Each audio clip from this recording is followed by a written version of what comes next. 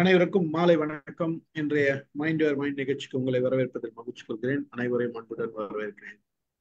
இன்றைக்கு நம்மளுடைய நிகழ்ச்சி 989 ஜெயகாந்தனின் கதைகள். வழக்கம் போல ரேணு தான் சொல்ல போறாங்க. இந்த முறை ஒரு நாவல் எடுத்துட்டு வந்திருக்காங்கன்னு நினைக்கிறேன். ஜெயகாந்தன் போன முறை வந்தப்ப வேற ஒரு கதை சொன்னாங்க. இந்த முறை ஜெயகாந்தன் கதை வந்திருக்கு, பார்ப்போம். நீங்க ஆரம்பிங்க. Thank you sir. வாய்ஸ் ரொம்ப கம்மியா கேக்குது. என் வாய்ஸா? ஆமா, அதான் சிக்னல் சரியில்லை, அதனால வாய்ஸ் இல்ல கொஞ்சம் அப்படிதான் என்னோட இருக்கும். வாய்ஸும் அப்படி இருக்கான்றதுதான். ஓகே, இல்ல உங்க வாய்ஸ் எல்லாம் கிளியரா இருக்கு. என் வாய்ஸ் சிக்னல் ப்ராப்ளத்தினால அப்பப்போ டவுன் ஆகும், அது கண்டுக்காது. சரிங்க சார். தேங்க்யூ. Thank you sir. அனைவருக்கும் வணக்கம். நான் ரேணு மீரா. வழக்கம் போல் ஒரு கதையுடன் வந்திருக்கிறேன். இந்த முறை ஒரு புதினம் உங்களுடன் பகிர்ந்து கொள்ள வேண்டும் என்று வந்திருக்கிறேன். சிறுகதை தொகுப்புகள் அப்படிங்கிறதுல எனக்கு பெரிய ஆர்வம் உண்டு. அதையும் தாண்டி குறுநாவல்கள் அப்படின்னு சொல்லக்கூடிய ஒரு சில விஷயங்கள்ல எனக்கு ரொம்ப ஈடுபாடுகள் அதிகம். சிறுகதைகள்ல எப்படி அந்த கதை முடிவு எப்படியெல்லாம் ஒரு திருப்பங்களையும் ஒரு வித்தியாசமான முடிவுகளையும் நம்ம எதிர்பார்க்காத விதத்துல எடுத்துட்டு போதும். அதே மாதிரி குறு நாவல்கள்ல எப்படி ஒரு பெரிய ஒரு விஷயத்த அழகா ஒரு இடத்துல அடக்கி அதை நம்மள புரிந்து கொள்ள வைக்கும் திறமை ஒரு எழுத்தாளருக்கு மட்டுமே உண்டு. அப்படிப்பட்ட ஒரு சில புதினங்கள் என்னை ரொம்ப கவர்ந்தது. அதில் வழக்கம் போல் நான் இன்று திரு ஜெயகாந்தன் அவர்கள் எழுதிய ஒரு புதினம் கதை இது. அதை கொண்டு வந்திருக்கிறேன். அந்த கதையின் பெயர் கருணை நாள் அல்ல அப்படிங்கிற ஒரு கதை. தன்னுடைய எழுத்து ஆளுமையினால 2 தலைமுறைகளுக்கு மேல் ஆண்டு கொண்டு வந்திருக்கும் திரு ஜெயகாந்தன் அவர்களுடைய கதைகள் அப்படின்னு நம்ம பல கதைகளை பார்த்திருக்கிறோம்.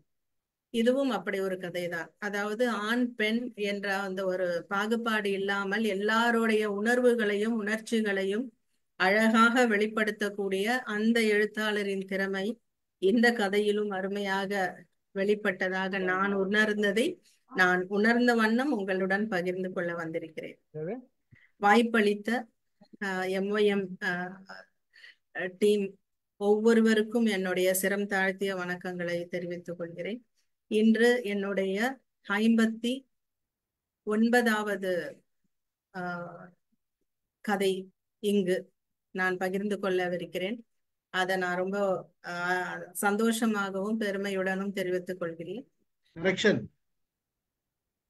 49வது கதை. 49வது. ஏன்னா அது நான் 50 வர வேணும் அப்படிங்கறதுல நான் ரொம்ப ஆர்வத்தோட இருக்கிறேன். 49 இல்ல 48 தான். 48வது கதை என்று நான் சொல்லவிருக்கும் கதை. அது எனக்கு ஸ்டீபன் சார் சொல்லும் போது எனக்கு ரொம்ப சந்தோஷமா இருந்தது. எப்படியோ இது அப்படி பார்க்க போனா நான் ரொம்ப கொஞ்சமா சொல்லியிருக்கேனே மைண்ட் யுவர் மைண்ட்ல அப்படின்னு தோணுச்சு. ஏன்னா 200 கதைகளுக்கு மேல அவர் எழுதின சிறுகதைகளே இருக்கு. ஐயோ, நிறைய கதைகளை நம்ம விட்டு விட்டோமே அப்படின்னு தோணுது. சோ இனி தொடரும் அப்படின்ற ஒரு உறுதியை உங்களிடம் பகிர்ந்து கொண்டு கதைக்குள் செல்லலாம். விமென்ஸ் ஹாஸ்டல்ல இருந்து கௌரி அன்று வெளிவந்துடுறா. அவளுக்கு என்னவோ அந்த இடத்துல சௌகரியம் குறைவாகவே இருக்கிறது. அதனால அந்த இடத்துல இருந்து அவ வெளியில வரா. கௌரி எப்படி இருப்பா அப்படின்னா, ஒரு அழகிய தோற்றம். வயதை பற்றி இப்போ எதுவுமே நம்ம சொல்லவே வேண்டாம். விமென்ஸ் ஹாஸ்டல், நல்ல ஒரு உத்தியோகம், கை நிறைய சம்பளம். அவளுக்கு வேற எந்த வித ஒரு பிடிப்பும் இல்ல வாழ்க்கையில. தனியா வாழ்ந்துட்டு இருக்கா. அவளுக்கு பெரிய அளவுல சொந்தமோ குடும்பமோ இல்ல. விமென்ஸ் ஹாஸ்டல்ல தான் அவ எப்பவுமே இருக்கும் வழக்கம். பார்த்தா என்னமோ அவளுக்கு அந்த கட்டுப்பாடுகள், அங்க இருக்கக்கூடிய சூழல் அவளுக்கு ஒரு சௌகரியமா இல்லை. அதனால அவங்க இருந்து வெளியில வந்துட்டான். தனி வீடு பார்க்கும் பொழுது அந்த இடத்துல இவளுக்கு ஒரு வீடு அமையுது.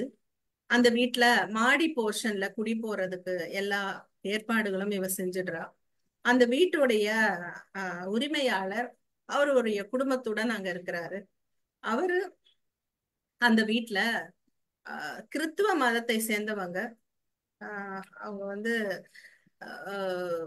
ரோமன் கேத்தலிக் அப்படிங்கிற ஒரு பிரிவை சேர்ந்தவங்க. அதனால அவங்களுக்கு அவங்களுடைய வழிபாடு முறைகள் இது எல்லாமே ரொம்ப மும்முரமா பின்பற்றக்கூடியவர்கள். அவங்களுடைய மனைவி அப்படின்னு அந்த அம்மாவுக்கு பெயர் அருள் அம்மாள் அப்படின்னு பேரு. சூசையப்பன் அப்படிங்கிறவர் தான் அந்த வீட்டு உரிமையாளர். அவங்களுடைய மூத்த மகள், அவளுக்கு வயது 18.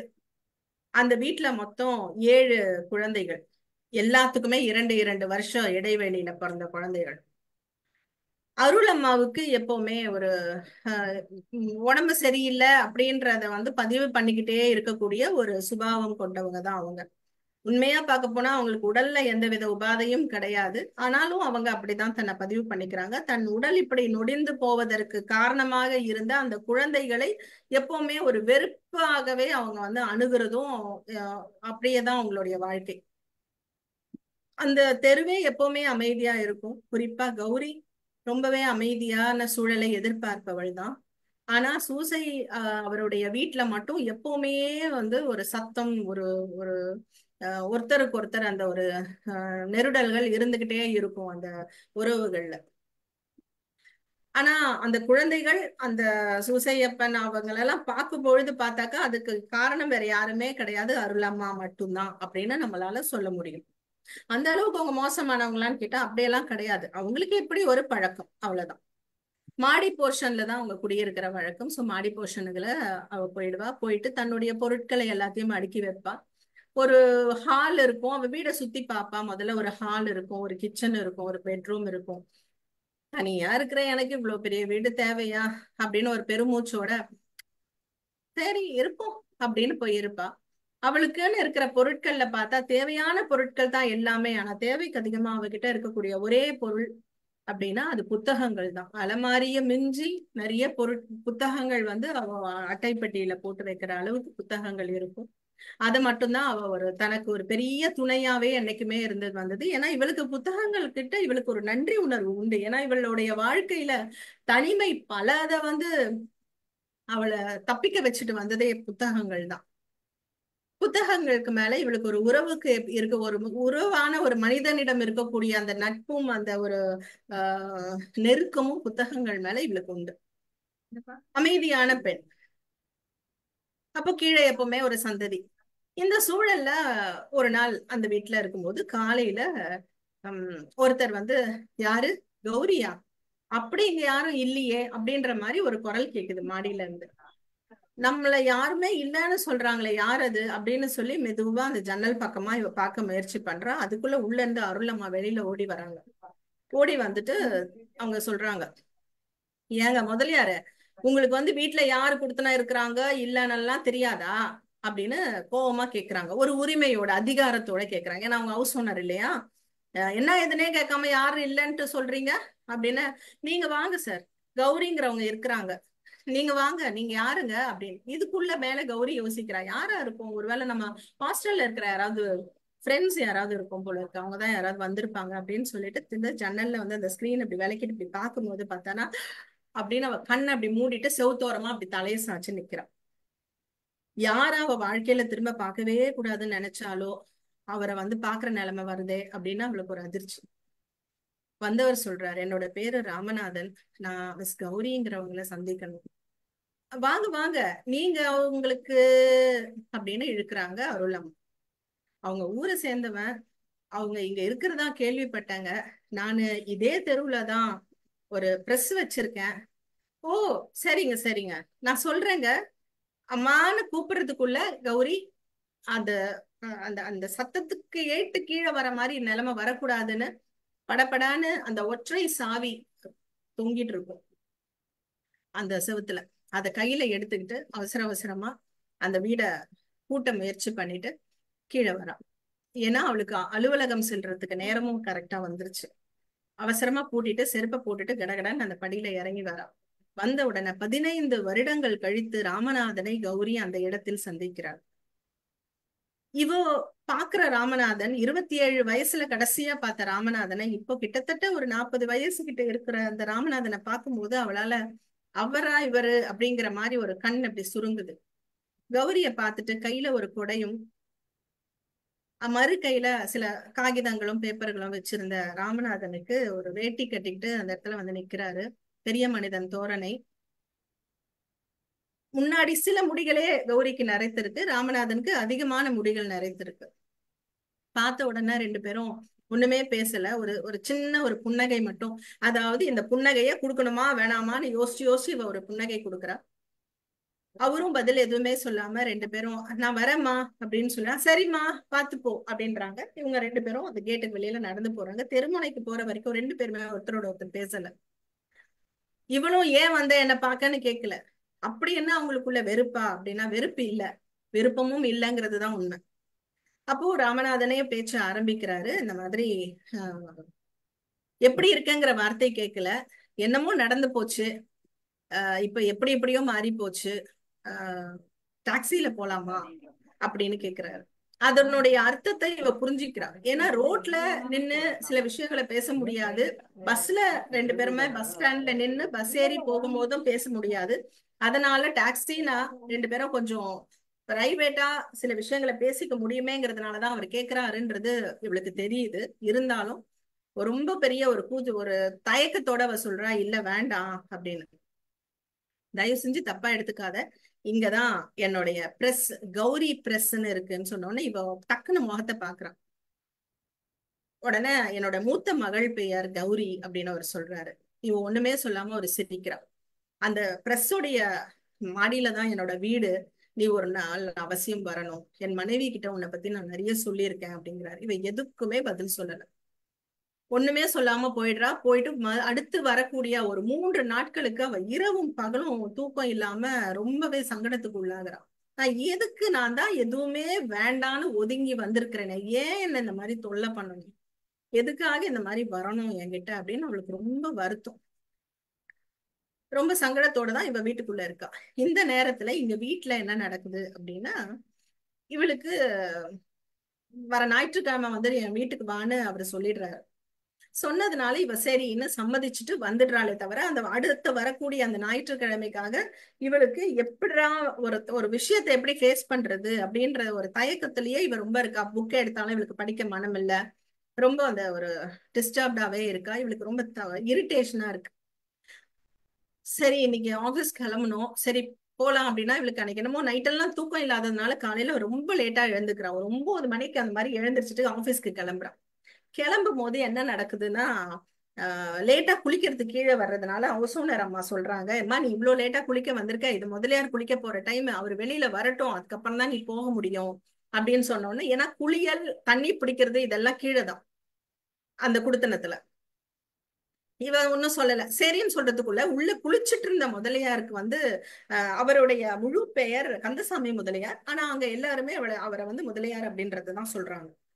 அவர் என்ன பண்றாரு, இந்த சத்தம் கேட்ட உடனே ரொம்ப ஒரு மாதிரி, ஐயோ யாருடைய நேரத்தையும் யாருடைய இடத்தையும் நம்ம எடுத்துட்டோமே அப்படிங்கிற ஒரு குற்ற மனப்பான்மையோடவே அவர் அவசர அவசரமா குளிச்சதும் குளிக்காததுமா தண்ணி அப்படியே மேல ஊத்திக்கிட்டு, பாதி தொடச்சதும் துடைக்காததுமா அந்த துண்டை எடுத்து தோல்ல போத்திக்கிட்டு இடுப்புல அந்த வேட்டியை எடுத்து கட்டிக்கிட்டு அவர் என்ன பண்றாரு, படப்பட படப்படன்னு அந்த கதவை திறந்துட்டு வெளியில வந்து ரொம்ப கூச்சத்தோட நிக்கிறாரு. இவளுக்கு அவர் ஒதுங்கி போறாரு, இவ்வளவு ஒதுங்கி உள்ள போய் குளிக்க போயிடுறான். குளிக்க போறாரு, இவர் மேல போயிட்டு இவர் ஒலைக்கு, இவர் தனியா வாழறாரு அந்த வீட்டுல. அப்போ ஒலைக்கு தண்ணி வச்சிருக்கிறாரு, அரிசியை போட்டுட்டு காய்கறி எடுத்து நறுக்கும் போதுதான் இவருக்கு ஞாபகம் வருது, அவருடைய தோல் துண்டையும் டவலையும் துவைச்சிட்டு புழிஞ்சு அந்த கொடிக்கயிறுல போட்டுட்டு வந்தாரு. அந்த பாத்ரூம்குள்ளவே அந்த இதுல போட்டுட்டு வந்ததை வந்து குழாயில அடியில வச்சுட்டு வந்ததை இவர் மறந்துட்டாரு. அதை போய் எடுக்கணும். ஐயோ அதுக்குள்ள குளிச்சிருப்பாங்களோ, நம்ம போய் நல்லா தொந்தர் பண்ற மாதிரி இருக்குமே, ஐயோ என்ன நடக்குமோ தெரியலையா, அசிங்கமா இருக்கே, நம்ம துணி அப்படி போட்டு வந்திருக்கோமே, அவங்க என்ன பண்ணுவாங்களோ அப்படின்னு சொல்லி ரொம்ப கூச்சத்தோட அந்த இடத்துல இறங்கி போறதுக்கு முயற்சி பண்றாரு. இறங்கி போய் பாக்குறாரு. பார்த்தா அப்போ அவங்களுடைய துணியோட சேர்த்து இந்த துணியும் அவங்க வந்து எடுத்திருக்கிறாங்க. அதை பார்த்தோன்னே இவருக்கு அதை கேட்கறதுக்கும் கூச்சம், அதை எப்படி அதை வாங்குறதுன்னு தெரியல. ரொம்ப ஒரு மாதிரி அந்த கூச்சத்துல இருக்கும் போதே இவருக்கு அந்த கை சுண்டு விரல், வலது கையோடைய அந்த மோதிர விரல் எல்லாமே ஒரு மாதிரி பெனஞ்சு போய் முறுக்கெடுத்து ஒரு பக்கமா வாய் கோணலா ஆகி அப்படியே கீழே விழுந்து விட்டு விட்டு விட்டு விட்டுன்னு இவருக்கு வலிப்பு வந்துடுது. அப்ப கீழே விழுந்தோடனே ஐயோ இயேசுவே இயேசப்பா அப்படின்னு உள்ள இருந்து அருளம்மா ஓடி வராங்க. ரக்ஷியும் கர்த்தரே ரக்ஷியும் கர்த்தரே அப்படின்னு அவங்க வராங்க.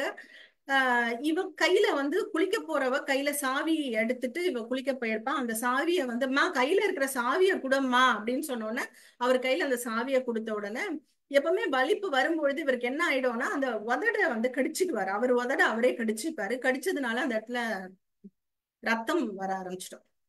கீழே விழுந்து அந்த சிமெண்ட் தரையில அந்த ரத்த கரைகளும் இவருடைய அந்த வாயிலிருந்து வரக்கூடிய அந்த எச்சிலும் அதுல நிறையவே சேர்ந்து அந்த இடத்துல கரைப்படியும். இப்படி ஒரு பிறவியா நான் இருக்கிறேனே, என் தலையில நீ எழுதுனது கிறுக்கல் அப்படின்னு உறுதிப்படுத்துற மாதிரி இவர் கையில இருக்கிற அந்த சாவிய வந்து அந்த சிமெண்ட் தரையில தேய்ச்சி தேய்ச்சி கிறுக்குற மாதிரி இந்த இடத்துல ஒரு பதிவு இருக்கும், எழுத்தாளரின் பதிவு.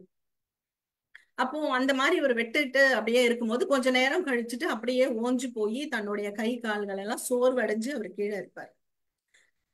அப்போ அந்த நேரம் பார்த்துதான் சூசையப்பன் வராரு. சூசையப்பன் வந்த உடனே அவரை தூக்கிட்டு முயற்சி பண்ணும்போது சூசையப்பன் கொஞ்சம் மெல்லிய உருவம் கொண்டவர்ன்றதுனால அவரால் இவரை தூக்க முடியல. தூக்க முடியாததுனால கூட கௌரி உதவி பண்ணுவா. இதுக்கு கௌரி வந்து என்ன பண்ணுவா அப்படின்னா, அன்னைக்கு தலை வலிக்குதுன்னு சொல்லிட்டுதான் கீழே வந்து அந்த அம்மா அவர் குளிச்சிட்டு இருக்கிறாருன்னு சொல்லியிருப்பாங்க. அப்பதான் அவங்க சொல்லுவாங்க, ஏமா தலை வலிக்குதுங்கிற அப்புறம் எதுக்குமா இப்ப போய் பச்சை தண்ணியில போய் குளிக்கிற, அது வேற தலைக்கு குளிக்கிறேங்கிற, ஏமா பண்றேன்னு சொல்லியிருப்பாங்க. இந்த விஷயங்கள் எல்லாம் நடக்கும்போது அவ தலையில ஒரு துணியை கட்டிக்கிட்டு அவ அப்படியே அவரை தூக்கிட்டு போய் அவருடைய கீழே இருக்கக்கூடிய அவருடைய வீட்டுல உள்ள கொண்டு போய் அவரை படுக்க வச்சுட்டு அவருக்கு என்ன தேவையோ பார்த்தா சாதம் அடுப்புல பொங்கிக்கிட்டு இருக்கும். ஏன்னா அவர் அரிசி வச்சுட்டு வந்தாரு இல்லையா, அது பொங்கி பொங்கி ஊத்தி அந்த சுத்தி எல்லாம் அழுக்கா இருக்கும். ஒரு காய்களை பாதி வெட்டுறதுக்கு இருந்தது, அந்த கத்திரிக்காய் எல்லாம் பாதி வெட்டி வச்சதுனால கருத்து போய் எல்லாம் கிடக்கும். இவ அதெல்லாத்தையும் ஒழுங்குபடுத்தி அந்த வீட்டை சீர்படுத்தி எல்லாம் அதெல்லாத்தையும் சரிப்படுத்தி வச்சிருப்பா. இதுக்கு மேல எங்க இருந்து ஆபீஸ் போறது அப்படின்னு சொல்லிட்டு ஆபீஸ்க்கு வந்து ஒரு லீவ் லெட்டரையும் எழுதிடுவா. எழுதிட்டு அது ஒரு பக்கம் வச்சுட்டு சரி இன்னைக்கு வேலைக்கும் போல இவர் இப்படி இருக்கிறாருன்ட்டு மேல போய் அப்பதான் தன்னுடைய ஈர தலைய வந்து சரியா அவிழ்த்து விட்டுட்டு அப்படியே கொஞ்சம் பாலை காசி காஃபியை போட்டு கீழே எடுத்துட்டு வந்து பிளாஸ்க்ல அவர்கிட்ட ஊத்தி கொடுப்பா. அவரும் கொஞ்சம் குடிப்பாரு, கொஞ்சம் ஆசுவாசப்படுத்தி விடுவோம். அப்போ அவருக்கு கூட அருளம்மா உள்ள வருவாங்க. என்னம்மா இப்ப எப்படி இருக்கிறாரு அப்படின்னு. படுத்துட்டு இருக்கிறாருமா, அவர் ரொம்ப அசதி போல இருக்கு, தூங்குறாருன்னு சொல்லிட்டு இவ கேட்பா.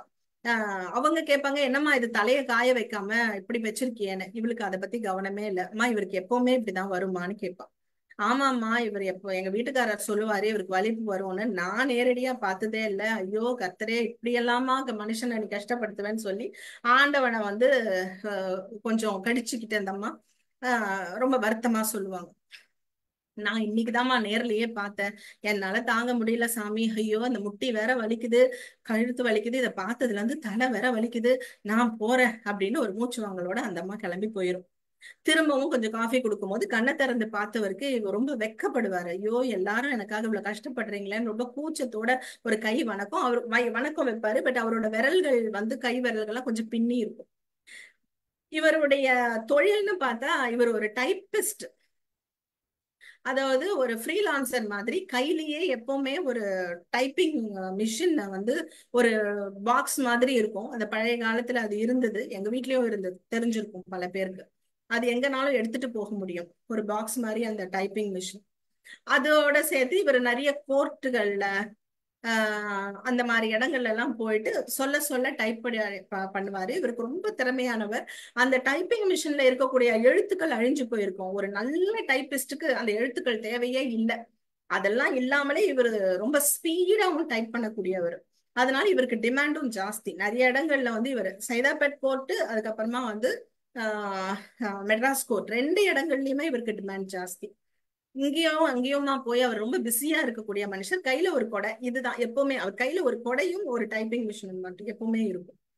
அப்போ இவ என்ன பண்றா, அப்படியே சுத்தி பாக்குறான். அந்த வீட்டுல அந்த டைப்பிங் மிஷின் இருக்கு, அந்த கொடை இருக்கு, அவரோட செருப்பு இருக்கு, அந்த வீடு இப்படிதான் இருக்கு. இவ்வளவு ஒழுங்குபடுத்துற வரைக்கும் ஒழுங்குபடுத்தினது. அவரு கண்ணை திறந்து இதெல்லாம் பார்த்துட்டு அவருக்கு ரொம்ப வெக்கப்படுறாரு. ஐயோ நான் உங்களுக்கு எல்லாம் ரொம்ப சிரமம் கொடுத்துட்டேன் அப்படின்னு சொல்லிட்டு அவளை பார்க்கவே கூச்சப்படுறாரு. அப்போ இவ கொஞ்சம் ஆசுவாசப்படுத்திட்டு அவருக்கு வந்து இவ வீட்டுல இருக்கக்கூடிய சில புத்தகங்களை கொண்டு வந்து கொடுத்து, நீங்க எதையும் யோசிக்காதீங்க, நீங்க புத்தகங்களை வச்சு படிச்சுட்டு இருங்கன்னு சொல்றோம். மறுநாள் ஆகுது. மறுநாள் ஒரு சனிக்கிழமையா இருக்கும். அப்பவும் வந்து இவ எட்டி பாப்பா. ஒரே பட்ட பட்ட பட்ட பட்டன்னு சத்தம் கேட்கும். அந்த எட்டி பாப்பா. எட்டி பார்த்தா இவர் டைப் பண்ணிட்டு இருப்பாரு. அப்போ யோசிப்பா, பரவாயில்ல, நல்லா ஆயிட்டார் போல இருக்கு, இவர் டைப் பண்ண ஆரம்பிச்சுட்டாரு, என்ன ஸ்பீடு இல்ல அப்படின்னு நினைச்சிட்டு இவ பாட்டுக்கு. அதுக்கு மறுநாள் தான் அந்த ராமநாதன் வீட்டுல அவரு கூப்பிட்டுருப்பாரு. அப்ப ராமநாதன் வந்திருப்பார் இவளை கூட்டிட்டு போறதுக்காக. அதுன்னு ஒரு ஞாயிற்றுக்கிழமை. அப்ப இவ என்ன செய்வா, மேல இருந்த உடனே அவரு போய் வாசக்கதவை தட்டின உடனே அவளுக்கு தெரிஞ்சிடும் ராமநாதன் தான். அவளுக்கு அது ரொம்ப நேரம் எல்லாம் ப்ரொலாங் பண்ண வேண்டாம், அவர் இங்க ரொம்ப நேரம் இருக்கக்கூடாதுன்னு சொல்லிட்டு உடனேயே அவ என்ன பண்ணுவா, வாங்கன்னு சொல்லிட்டு உள்ள உட்கார வச்சுட்டு இவ ரூம்குள்ள போயிட்டு ட்ரெஸ் சேஞ்ச் பண்ணுறதுக்கு உள்ள போயிடுவா. இவ உள்ள போயிருக்கிற அந்த நேரத்துல ராமநாதன் அங்க இருக்கக்கூடிய அவளுடைய வாழ்க்கை முறை எப்படி இருக்குன்னு தெரிஞ்சுக்கணும் அப்படிங்கிறதுக்காக அந்த வீட்டையே அளந்து கண்களாலேயே அளப்பார். என்ன இருக்கு, அவ என்ன பண்ணிருக்கா, எல்லாமே நீட்டா சுத்தமா வச்சிருப்பா, ரொம்ப வந்து ஒழுங்கா வச்சிருப்பா. அப்ப அங்க இருக்கக்கூடிய புத்தகங்கள், அவளுடைய வாழ்க்கை முறைய சொல்றதுக்கு வந்து நம்மளுடைய அறை எப்படி இருக்கோ அப்படிதானே, அதை அப்படியே சுத்தி பார்ப்பார். பார்த்தா நிறைய புத்தகங்கள் இருக்கும். மத்தது எல்லாமே ரொம்ப சீரா அமைப்பா வச்சிருப்பா. ஒரு புத்தகத்தை படிச்சுட்டு அதை கழுத்து வச்சிருப்பா. இவர் அதை எடுக்க முயற்சி பண்ணுவாரு. அப்புறமா அவருக்கே மனசுக்கு தோணும், அது அநாகரிகம் இல்லையா, ஒருத்தவங்களோட படிச்சுட்டு இருக்கிற புத்தகத்தை எடுத்து நம்ம படிக்கிறது. அதனால அதை திரும்ப வச்சிருவாரு. அதுக்குள்ள அவர் ரூம்ல இருந்து வெளியில வந்துருவா. இதுக்குள்ள அவருக்கு குடிக்கிறதுக்கு ஒரு சர்பத்தும் போட்டு கொடுத்துருப்பா. அவர் குடிச்சிட்டு வெயிட் பண்றதுக்குள்ள இவ வெளியில வந்து கொஞ்சம் கூட நிக்க மாட்டா. படபட படப்படான்னு கிளம்பி வாசல் கிட்ட இவரு வர்றதுக்கு முன்னாடி அவ வெளியில போயிட்டு கிளம்பலாமேன்னு சொன்னோன்னா அவரு டக்கு டக்குன்னு இப்படி இப்படி பார்த்துட்டு அந்த கிளாஸ் அங்க வச்சுட்டு அவர் வெளியில வந்துருவாரு. வீட்டை பூட்டிட்டு ரெண்டு பேரும் போவாங்க. போனோடனே அவங்க வீட்டுக்குள்ள போனோடனே 18 +2 படிக்கிற பெண் குழந்தை ஒண்ணு, அதுக்கப்புறமா அதுக்கு சின்ன குழந்தை, அது வந்து 7ஆம் கிளாஸ் படிக்கிற ஒரு குழந்தை. இவங்க ரெண்டு பேர் தான் வந்து அவருடைய குழந்தைகள். பெரிய பொண்ணு பேரு கௌரி, சின்ன பொண்ணு பேரு லதா. அதுக்கப்புறமா அவங்க என்ன செய்வாங்கன்னா, பெண்கள் ரெண்டு பேரும், சின்னது லதா கேட்கும், ஏய் யாருடி அது, டியூஷன் டீச்சரா அப்படின்னு. தெரியல, யாரோ சொந்தக்கார் போல இருக்கு அப்படின்னு சொன்னோடனே இவ வந்து அந்த ரெண்டு பசங்க கிட்டயும் ஒரு ஸ்மைல் ஒண்ணு கொடுத்துட்டு, வா போய் உள்ள போய் ராஜத்தை போய் பார்க்கலாம் அப்படின்னு கூப்பிடுவாரு. ராஜத்துக்கு கொஞ்சம் உடம்பு முடியல அப்படின்னு சொல்லுவாரு. என்ன அவங்களுக்கு அப்படின்னு. அது என்னன்னெல்லாம் தெரியாது, நினைவு எனக்கு கல்யாணம் ஆன நாள்ல இருந்தே அவளை இப்படிதான் உடம்பு முடியாம தான் இருக்கா அப்படின்னு சொல்லி உள்ள போனோன்னா, நல்ல ஒரு அழகான ஒரு நல்ல கலர்ல இருக்கக்கூடிய, அதாவது வெளிர நிறத்துல இருப்பாங்க.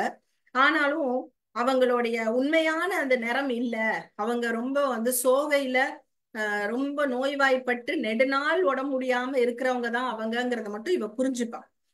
அவங்க அப்படியே மெல்லிசா இருக்கும், அவங்களோட விரல்கள், அவங்களோட கை, உடம்பே வந்து அப்படியே ரொம்ப ஒல்லியா மெலிஞ்சு ஒரு உருவம்.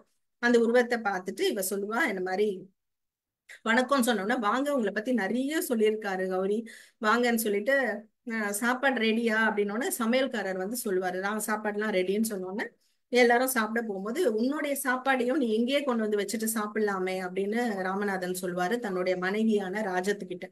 அப்போ ராஜம் வந்து, இல்ல இல்ல, இன்னைக்கு ஒரு நாளைக்கு நான் எல்லாமே சாப்பிட போறேன் அப்படின்னு சொல்லிட்டு அவங்களும் வந்து இவங்களோடவே சேர்ந்து சாப்பிட உட்காருவாங்க. அந்த நேரத்துல இவங்களோட தனியா பேசணும் அப்படிங்கிறதுக்கு முயற்சி பண்ணி தன்னுடைய குழந்தைகளை பார்த்த உடனே குழந்தைகள் ரெண்டு பேரும் புரிஞ்சுக்கிட்டு அந்த இடத்த விட்டுட்டு போயிடுவாங்க. அப்போ ராஜம் வந்து நம்ம கௌரி கிட்ட பேச ஆரம்பிப்பாங்க. இவருக்கு உடம்பு, எனக்கு ரொம்ப உடம்பு முடியல, நான் ரொம்ப நாள் இருக்க மாட்டேன், இவர் எல்லாமே உங்களை பத்தி சொல்லியிருக்காரு, எங்க அப்பா வந்து பணத்தை ஆசை காட்டி இவருக்கு என்ன ரொம்ப தொந்தரவு பண்ணி கல்யாணம் பண்ணி கொடுத்துட்டாரு, அதனால உங்க வாழ்க்கைய வந்து நாங்க இல்லைன்னு ஆக்கிட்டோம், ஆனா இப்ப நான் நிம்மதியா இருக்கேன், ஏன்னா இப்ப யாராலையும் உங்களை வந்து சேர்றதுல நிறுத்தவே முடியாது, அதனால நீங்க ரெண்டு பேரும் இப்ப சந்தோஷமா வாழலாம் அப்படின்லாம் சொல்லும் போது கௌரிக்கு வந்து ஒன்னும் பேச மாட்டான், பேசாம இருப்பான். அவங்கள கொஞ்ச நேரம் அவங்களுடைய கண்களையே விரைக்க பாப்பா. அப்புறம் கொஞ்ச நேரம் வந்து அப்படி புருவத்தை தூக்கிட்டு பொறுமையா இருப்பா. என்ன, இனிமேல் நீங்க இப்படி வாழலாம் அப்படி வாழலாம், அதாவது இவளுடைய வாழ்க்கை எப்படி இருக்கணும்னு இன்னொருத்தர் வடிவமைக்கிறத வந்து இவ பார்த்துட்டு பேசாம இருக்கு. அதுக்கப்புறம் கொஞ்சம் எல்லாம் முடியும். என்ன கௌரி, நான் இவ்வளவு தூரம் பேசுறேன், நீங்க பதிலே சொல்லல அப்படின்னு ஒரு சின்ன ஒரு ஸ்மைல் மட்டும்தான் பண்ணுவான். பண்ணிட்டு, நீங்க ரொம்ப பெருந்தன்மையோட சில விஷயங்கள் பண்ண நினைக்கிறீங்க, ஆனா காலம் ரொம்ப மாறி போச்சு இல்லைங்களா, அன்னைக்கு இருந்த காலகட்டமும் அன்னைக்கு இருந்த என்னோட வாழ்க்கையும் வேறங்க. இன்னையும் இப்போ நான் வாழற வாழ்க்கை வேற. விட்ட இடத்துல இருந்தே தொடரணும்னு நினைக்கிறதெல்லாம் எந்த விதத்திலயுமே சரிப்பட்டு வராது. இப்படி நீங்க நினைக்கிறத எப்படி நீங்க நினைக்க வச்சீங்க, நினைக்க முயற்சி பண்ணீங்க கூட எனக்கு தெரியல. அது என்னுடைய வாழ்க்கை இல்லையா, நான் சொல்றேங்க, பார்க்கலாம் அப்படின்ற மாதிரி ஒரு இப்படியா இருப்பாங்கன்ற மாதிரி அவளுக்கு தோணி அந்த இடத்துல இருந்தா வெளியில வந்துருவா. ராமநாதன் சொல்லிட்டு போனோம், இவ யோசிக்கவே மாட்டா, இவ பாட்டுக்கு வெளியில வந்துருவா. ராமநாதன் பின்னாடி வந்து கௌரி அப்படின்னு கூப்பிட்டுட்டு வருவாரு. சொல்லுங்கப்பா அப்படின்னு அவங்க பொண்ணு குறுக்க ஓடி வரும். குறுக்க ஓடி வந்த உடனே இவர் என்ன பண்ணுவாரு, ஒன்னும் பேச்சு இருக்காது, இவ பாட்டுக்கு வீட்டுக்கு போயிட்டு அதுக்கப்புறமும் திரும்ப நான் வந்து இந்த ஆளை பார்த்த நாள்ல இருந்து ஒரு 3 நாள் தூக்கம் இல்லாம இருந்தேன். இன்னைக்கு எனக்கு வந்து அவ்வளோ அவளுக்குள்ள ஒரு கோபம், ஒரு ஒரு ஆத்திரம். ஆபீஸ்ல என் கூட வேலை பாக்குறவனுங்க, அவனுங்க ஒரு ஒரு கேவலமான புத்தியோட கூட என்கிட்ட நெருங்கினது கிடையாது. அவனுங்க அந்த மாதிரி புத்தி உடையவனுங்கன்னு பல பேர் சொல்லவும் நானும் பார்த்திருக்கேன். ஆனா என்கிட்ட நெருங்கினது இல்ல. ஏன்னா என் மேல மரியாதை, நான் அந்த மரியாதையை அவ்வளவு உயர்வா நான் வச்சிட்டு இருந்தேன். என்னைக்கோ என்னவ கூட பழகினவன், என்னைக்கோ என்ன லவ் பண்ண ஒரே காரணத்தை வச்சு இவன் இன்னைக்கு கேவலமா இப்படி அவன் பொண்டாட்டி வச்சு என்கிட்ட பேச வைக்கிறான். என்ன நினைச்சிட்டு இருக்கான் இவன் அப்படின்னு உள்ளுக்குள்ள கேள்வி கேட்டு கேட்டு இவளுக்கு ஆத்திரம், கோபம். அதுக்கப்புறமா சே இதை நினைச்சு பாக்குறது கூட கேவலம் அப்படின்னு சொல்லிட்டு இவ அந்த அந்த தாட்டே நமக்கு வரக்கூடாதுன்னு சொல்லி ரொம்ப ஒரு கட்டுப்பாடோட இருந்துடும். இருந்து முடிச்சுட்டு இவ பாட்டுக்கு தன்னுடைய ருட்டீனான லைஃப்குள்ள போறதுக்கு பாப்பா. அப்பப்போ இந்த நினைவுகள் வந்து அவளை கொஞ்சம் சங்கடப்படுத்தும். அப்போ இந்த நேரத்துல ஒரு நாள் இவ பஸ் ஸ்டாண்ட்ல நிக்கும் போது பஸ் கடைசி இடத்துல வந்து நம்ம ராமநாதன் அந்த இடத்துல நிப்பார். அதை பார்த்த உடனே இவளுக்கு சே திரும்ப என்னோட பேசக்கூடாது, இவனை திரும்பி கூட பார்க்க கூடாதுன்னு சொல்லிட்டு அந்த இன்னொரு பக்கம் பார்க்கும்போது அந்த கியூல நிக்கக்கூடிய பஸ்ஸுக்காக கியூல நிக்கக்கூடிய நபர்கள்ல கடைசி நபரா நம்ம முதலியார் நின்னுட்டு இருப்பாரு, கையில டைப்ரைட்டிங் அந்த பாக்ஸோட கொடையோட. அப்போ நின்னு பாப்பாங்க, இவங்களுக்கு வர வேண்டிய பஸ் வரவே வராது. இது வந்து ராமநாதன் பார்த்துட்டு இவ கண்டுக்கலான்னு அவரு போயிட்டு இருப்பாரு. அப்ப இவ என்ன செய்வா, கொஞ்ச நேரம் நின்னு பார்த்துட்டு இவர்கிட்ட போயிட்டு முதலியார்கிட்ட போயிட்டு இவ சொல்லுவா, ரொம்ப நேரம் ஆகுதுங்க, பஸ் வரல, பக்கத்துல ஒரு காஃபி மட்டும் குடிச்சிட்டு வரலாமான்னு. ஃபர்ஸ்ட் வந்து அவர் முதலியார் என்ன செய்வார்னா, இல்ல இல்ல வேண்டாங்கன்னு சொல்லுவாரு. அப்புறமா ஆமாங்க பஸ் வரதுக்கு லேட் ஆகுது, வாங்க போய் காஃபி குடிக்கலாம். பக்கத்துல ஒரு ஹோட்டல்ல போயிட்டு 2 பேருமே காஃபி குடிப்பாங்க. அந்த காஃபி குடிக்கும் போது இவ சொல்லுவா, உங்களுக்கு அடிக்கடி இப்படி வலிப்பு வருமா அப்படின்னு கேட்பா. அப்போ அவர் சொல்லுவாரு, ஆமா எனக்கு வரும், வலிப்பு வரும். நீங்க வந்து ஒரு துணையை தேடிக்க கூடாதா அப்படின்னு கேட்பா. உடனே எதுக்கு அப்படின்னு சிரிப்பாரு. அப்போ இவ சொல்லுவா, அவருக்கு ஆக்சுவலா கண்ணாடி போட்டிருப்பாரு, அவருக்கு கண்ணாடி கழட்டிட்டா கண்ணு தெரியாது, அந்த அளவுக்கு தான் அவருடைய நிலை இருக்கும். அவர் கண்ணாடி இருந்தாதான் அவரால் நார்மலா இருக்க முடியும். அப்போ அவர் சொல்லி எதுக்கு அப்படின்னு, இல்ல உங்களுக்கு துணை தேவையில்லையா அப்படின்னு சொன்னோன்னு அப்போ அவர் சிரிப்பாரு. சிரிச்சுட்டு, யாருக்கு துணை, இப்போ எனக்கு துணை தேடின அப்படின்னா அது இருவருக்கும் ஒருவருக்கு ஒருவர் துணையா ஆகாது, எனக்கு மட்டும்தான் ஒரு ஆள் துணைன்னு தேவை, அப்போ அவங்களுக்கு நான் துணை இல்லையே, இந்த மாதிரி ஒரு காம்பினேஷன் இருக்க வேணான்றதுனாலதான் நான் பண்ணிக்கல அப்படின்னு சொல்லுவார்.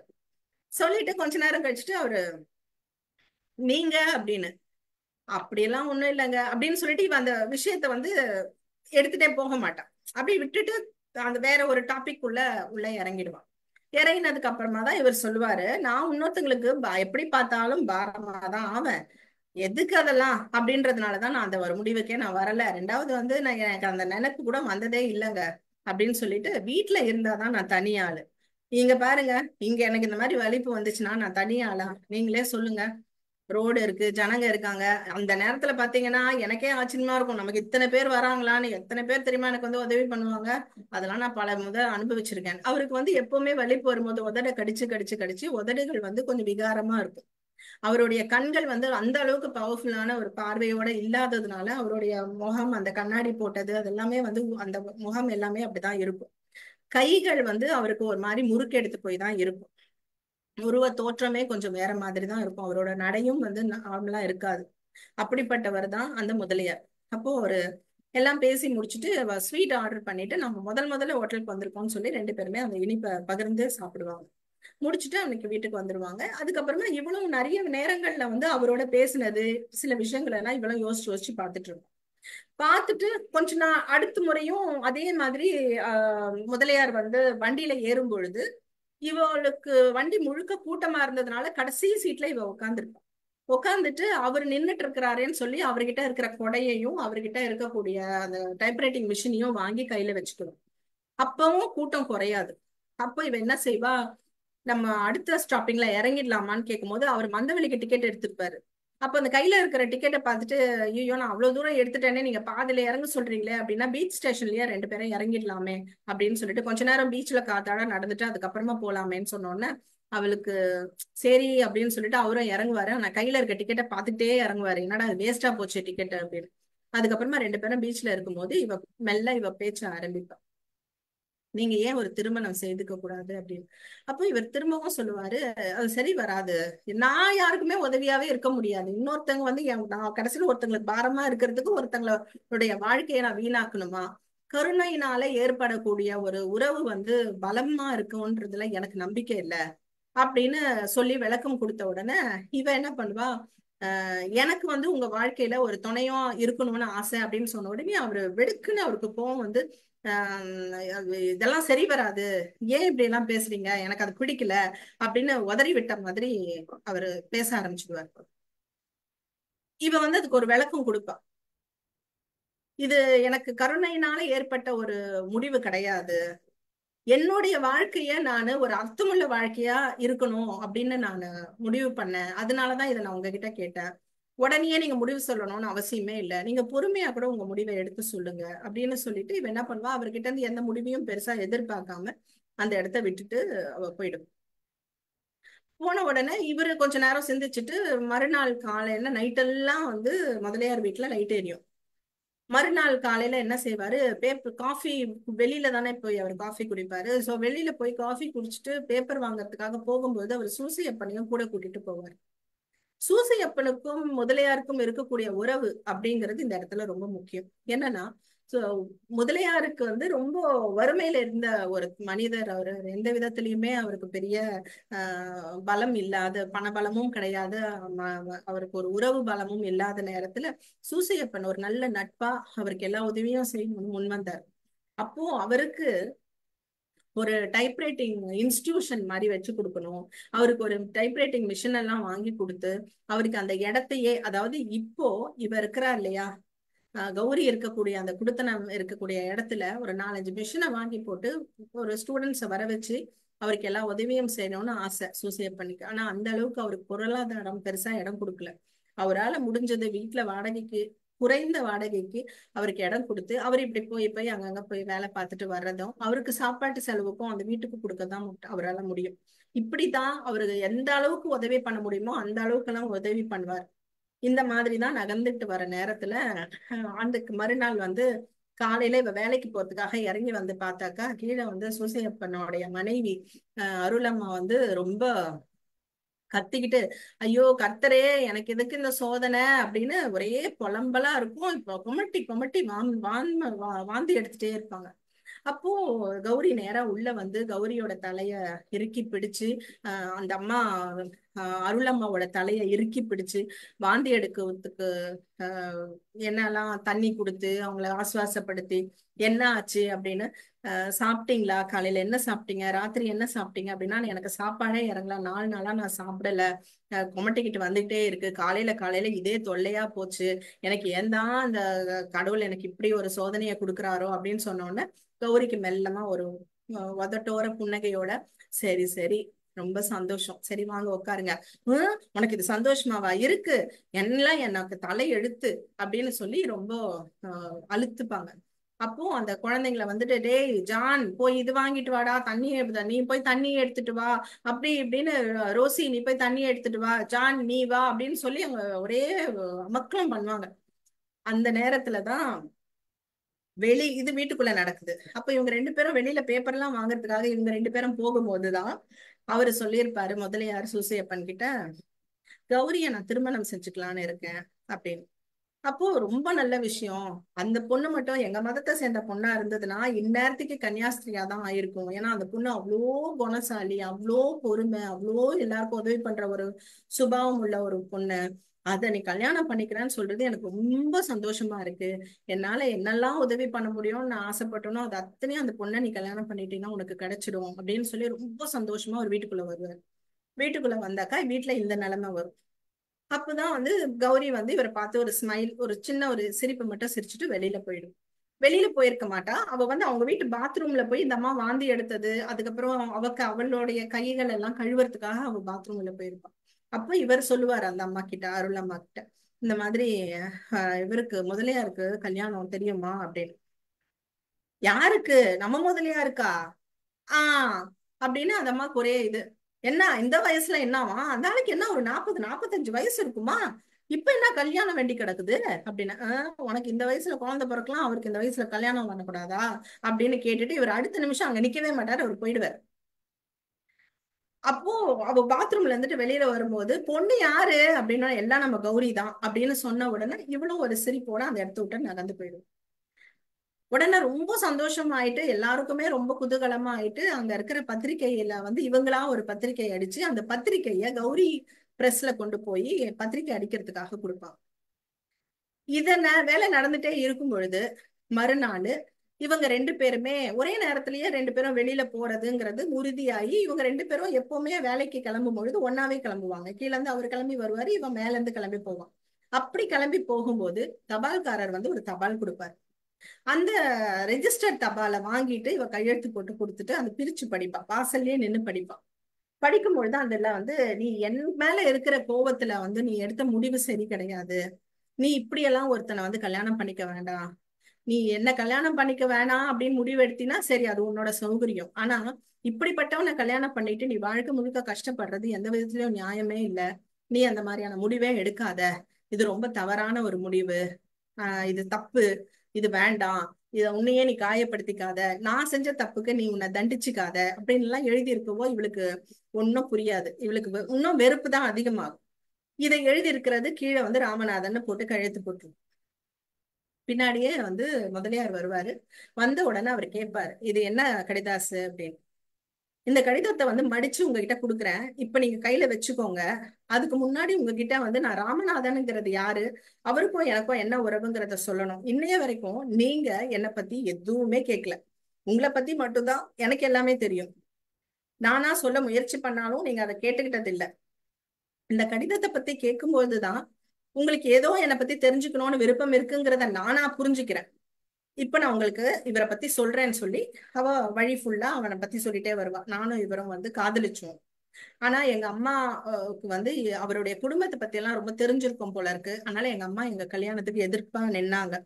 அதையும் மீறி நான் கல்யாணம் செஞ்சுக்கணும்னு இருக்கும் பொழுது இவரு இப்ப இருக்கக்கூடிய அந்த ராஜம்ங்கிற அந்த பெண்ணுடைய தகப்பனார் ரொம்ப வசதி படைத்தவர். அவரை வந்து இவரை தன்னோட மகளை கல்யாணம் பண்ணிக்க சொல்லி தொந்தரவு பண்ணதுனால இவர் அவங்கள கல்யாணம் பண்ணிக்கிட்டாரு. இதுதான் நடந்தது. இப்போ கொஞ்ச நாளைக்கு முன்னாடி அந்த அம்மா என்கிட்ட வந்து கேட்டாங்க. நான் முடியாதுன்னு சொல்லிட்டேன். ஆனா அவர் தப்பா புரிஞ்சுக்கிட்டாரு. நானு உங்களை கருணையினாலதான் இந்த கல்யாணத்தை நான் பண்ணிக்கிறேன்னு. அதெல்லாம் அவ்வளவு சுலபமா வந்து அவருடைய புத்திக்கு எட்டாது. இதுதான் ராமநாதன் பத்தி நான் உங்ககிட்ட சொல்ல வேண்டியது. இப்ப நீங்க அந்த கடிதத்தை படிச்சுக்கோங்க அப்படின்னு சொல்லிட்டு அவ போயிடுவா. இவர் அந்த கடிதத்தை படிச்சுட்டு என்ன பண்ணுவாரு, இவர் ஒரு கடிதம் எழுதுவார். அதாவது, நீ சூசையப்பனுக்கும் அவங்க மனைவிக்கும் சொல்லிடு, நம்ம கல்யாண ஏற்பாடெல்லாம் எதுவுமே செய்ய வேணாம்னு சொல்லிடு, வேண்டாம், இது சரி வராது. ஒரு உறவுடைய பலம் அன்பால உருவாயிருக்கணும். கருணைனால உருவாகிற அந்த உறவு வந்து பலமா இருக்காது அப்படிங்கிறது என்னுடைய நம்பிக்கை. அதனால என் மனசை நான் மாத்திக்கிறதா இல்ல அப்படின்னு சொல்லிட்டு இவர் ஒரு கடிதத்தை எழுதி அவகிட்ட அவளுக்கு வச்சுட்டு இவருக்கு போட்டுட்டு கிளம்பிடுவார். இவளுக்கு சரியாவே புரிஞ்சுக்கலைய அப்படின்னு இவளுக்கு ரொம்ப கோவம் வந்துடும். என்ன இது அண்டர்ஸ்டாண்டிங்கே இல்லையே, நான் என்ன பண்ண நினைக்கிறேன், நான் என்ன முடிவு எடுத்திருக்கேங்கிறது கூட புரிஞ்சிக்காம இருக்காரு. ஆக்சுவலா அந்த ராஜத்துக்கு நான் ஒரு பதிலடி கொடுக்கணும்ன்றது என் மனசுல இருந்தது. ஆனா அந்த பதிலடி இந்த மாதிரி இப்படிப்பட்டவனுக்கு வாழ்க்கை கொடுத்துட்டு பத்தியா நான் வாழ்க்கை கொடுத்துட்டேங்கிறது இல்ல. ஒரு வாழ்க்கைக்கு ஒரு அர்த்தம் இருக்கணும் அப்படின்னு ஒரு விவாதம் வரும் பொழுது என் வாழ்க்கைக்கு எப்படி அர்த்தம் தேடிக்கணும்னு முடிவெடுக்க வேண்டியது நானு. நீ இல்லைன்னு சொல்லிட்டு தானே நான் வெளியில வந்தேன். இப்படி எனக்கு ஒரு வாய்ப்பு கிடைச்ச உடனேயே இந்த வாய்ப்பை நான் பயன்படுத்தி இந்த வாழ்க்கைக்கு நான் ஒரு அர்த்தத்தை தேடிக்கணும்னு தானே நான் பார்த்தேன். என் வாழ்க்கைய மற்றவர்கள் வரைகிறார்களே அப்படின்னு சொல்லி இவளுக்கு இன்னும் கோபம் அதிகமாகுது. ஆனா கோவப்பட்டு நான் எடுக்கக்கூடிய எந்த முடிவும் என்னுடைய மனசுல நான் எடுத்த அந்த ஒரு சபதத்துக்கு எதிரா போயிடும். அதனால நான் அதை பண்ண மாட்டேன். நிச்சயமா அமைதியா நானு தன்னுடைய அந்த முதலியார நான் தேடுவேன் அப்படின்னு சொல்லிட்டு தேடுறா. அவரு காணாம போயிடுறாரு. அவரு அந்த நாள் குறிச்ச கல்யாணத்துக்காக குறித்த நாள்ல அவர் நான் இருக்க மாட்டேன்னு முடிவு எடுத்துட்டு அவர் போயிடுறாரு.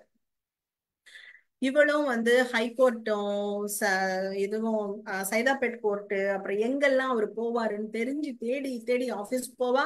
சாயந்தரமான அவரை தேட போவா. விடிய காலையில அவரை தேட போவா. எங்கேயோ தேட போவா. ஒரு பாயிண்ட் ஆஃப் டைம் அவளுக்கு அப்படியே ஒரு விரக்தி, அவர் மனசு குமுறும், அழுக வரும். அந்த மாதிரி நேரத்துல ஒரு நாள் இவ பஸ்ல போயிட்டு இருக்கும்போது ஒரு இடத்துல ஒரு கூட்டமா இருக்கும். இவ உடனே பஸ் விட்டு இறங்கிட்டு அந்த கூட்டத்தை விலக்கி போய் பார்க்கும்போது இவருக்கு வலிப்பு நடு ரோட்ல விழுந்து கிடப்பாரு. அவரை சுத்தி ஒரு கூட்டம் இருக்கும். அவரு ஒரு வயசான பாட்டிய அவருடைய தலைய தன்னோட மடியில வச்சுக்கிட்டு உட்கார்ந்துருப்பாங்க.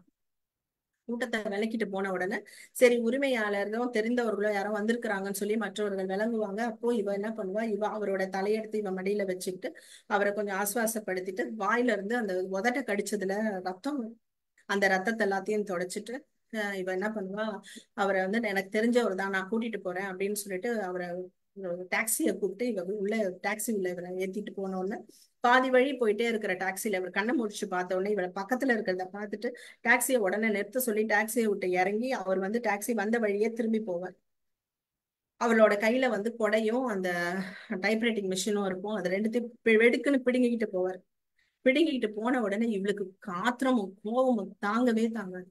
ஆனாலும் ஒரு வார்த்தை பேச மாட்டா. டாக்ஸி விட்டு இறங்கி நிற்பான். டாக்ஸிக்காரன் திட்டுமா, வண்டியில ஏறுறீங்களா இல்லையா அப்படின்னு. கையில இருக்க சில்லறைய டாக்ஸிக்காரன்ட்ட கொடுத்துட்டு அவனை அமுச்சுட்டு இவ முறைச்சு கண்ணு ரெண்டும் செவந்து இருக்கும் போது முறைச்சு பார்த்துட்டே இருப்பான். அவர் பாட்டுக்கு வேகமா நடந்து போவார்.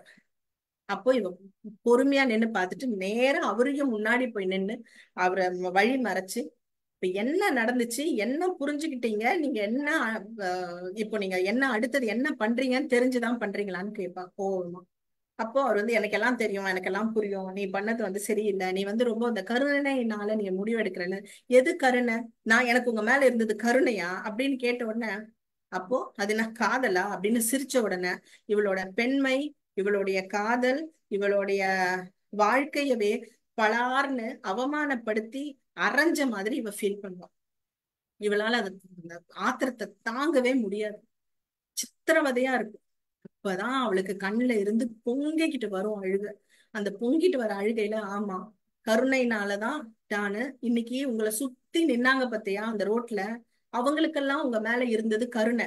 ஆனா என்னைக்காவது உங்களுக்கு அப்படி ஆயிடுமேன்னு தினம் தினமும் நீங்க எங்க இருக்கிறீங்க, எங்க போறீங்க, எங்க வரீங்கன்னு உங்களை தேடிக்கிட்டே இருந்தேன் பாத்தீங்களா, அதுக்கு பேரு கருணை இல்ல, அதுக்கு பேருதான் காதல்.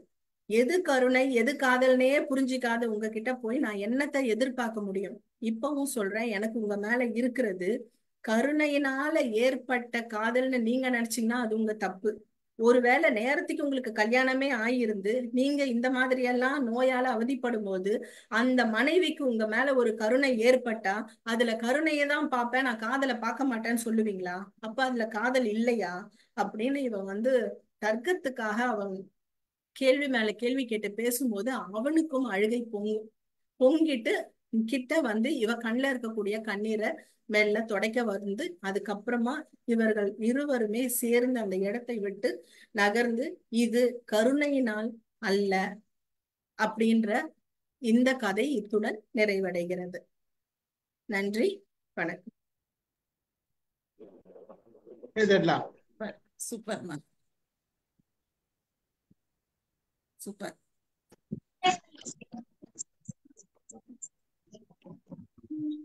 லேட்டா கை தட்டுறோம் கூட கை தட்டலாம்.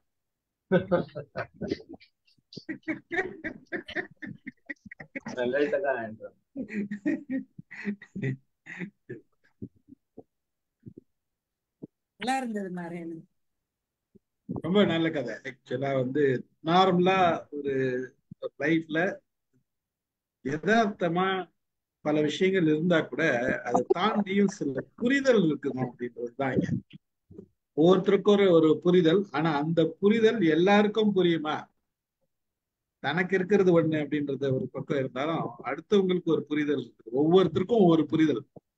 ஒவ்வொரு சூழ்நிலையில ஒவ்வொருத்தரை பத்தியும் நாம ஒவ்வொருத்தரும் புரிஞ்சுக்கிறோம். ஆனா அவங்க நிலையில இருந்து புரிஞ்சுக்கணும்ன்றதுதான் இங்க கதை.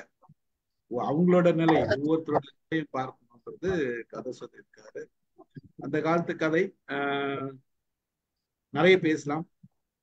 பார்ப்போம் யாரெல்லாம் பேசுறாங்க. வாங்க, வேலைமாமனோட பேசுறீங்களா? ஆஹ் வணக்கம் வணக்கம் ரேணு. வளமை போலவே உங்க கதை சொல்லலும் அந்த கதை சொல்லும் போது உங்களுடைய உடல் மொழி இரண்டுமே மிகச் சிறப்பாக இருந்தது. அதுல மாற்று கருத்தே கிடையாது. ஒரு நிமிஷம் கூட அசையாம எங்களை உட்கார வச்சீங்க. அதுதான் உங்களுடைய சிறப்புன்னு நான் நினைக்கிறேன். அப்படி அழகா சொல்லிட்டே போனீங்க. அப்புறம் அந்த கதையினுடைய நான் அதை தான் நினைச்சிட்டு வந்தேன். அந்த ஆசிரியர் எப்படி இதை வந்து ஒரு ஒவ்வொன்னையும் ஒரு உளவியல் அறிஞர் இல்லையா அவரு. அவர் ஜெயகாந்தனை பத்தில நிறைய உளவியல் கதைகள் தான் அவர்கிட்ட நிறைய. அந்த உளவியல் தன்மையோட அந்த கதையை எழுதியிருப்பாரு. எப்படி ஒரு மனம் நினைக்க வேண்டும்ங்கிறது தான் இங்க வந்து ரொம்ப அழகா சொல்லியிருப்பாரு. ஒவ்வொரு கதாபாத்திரத்தையும் அப்படி அழகா ஒரு சிற்பி மாதிரி அவருடைய செதுக்கல், அதுதான் அவருடைய திறமை.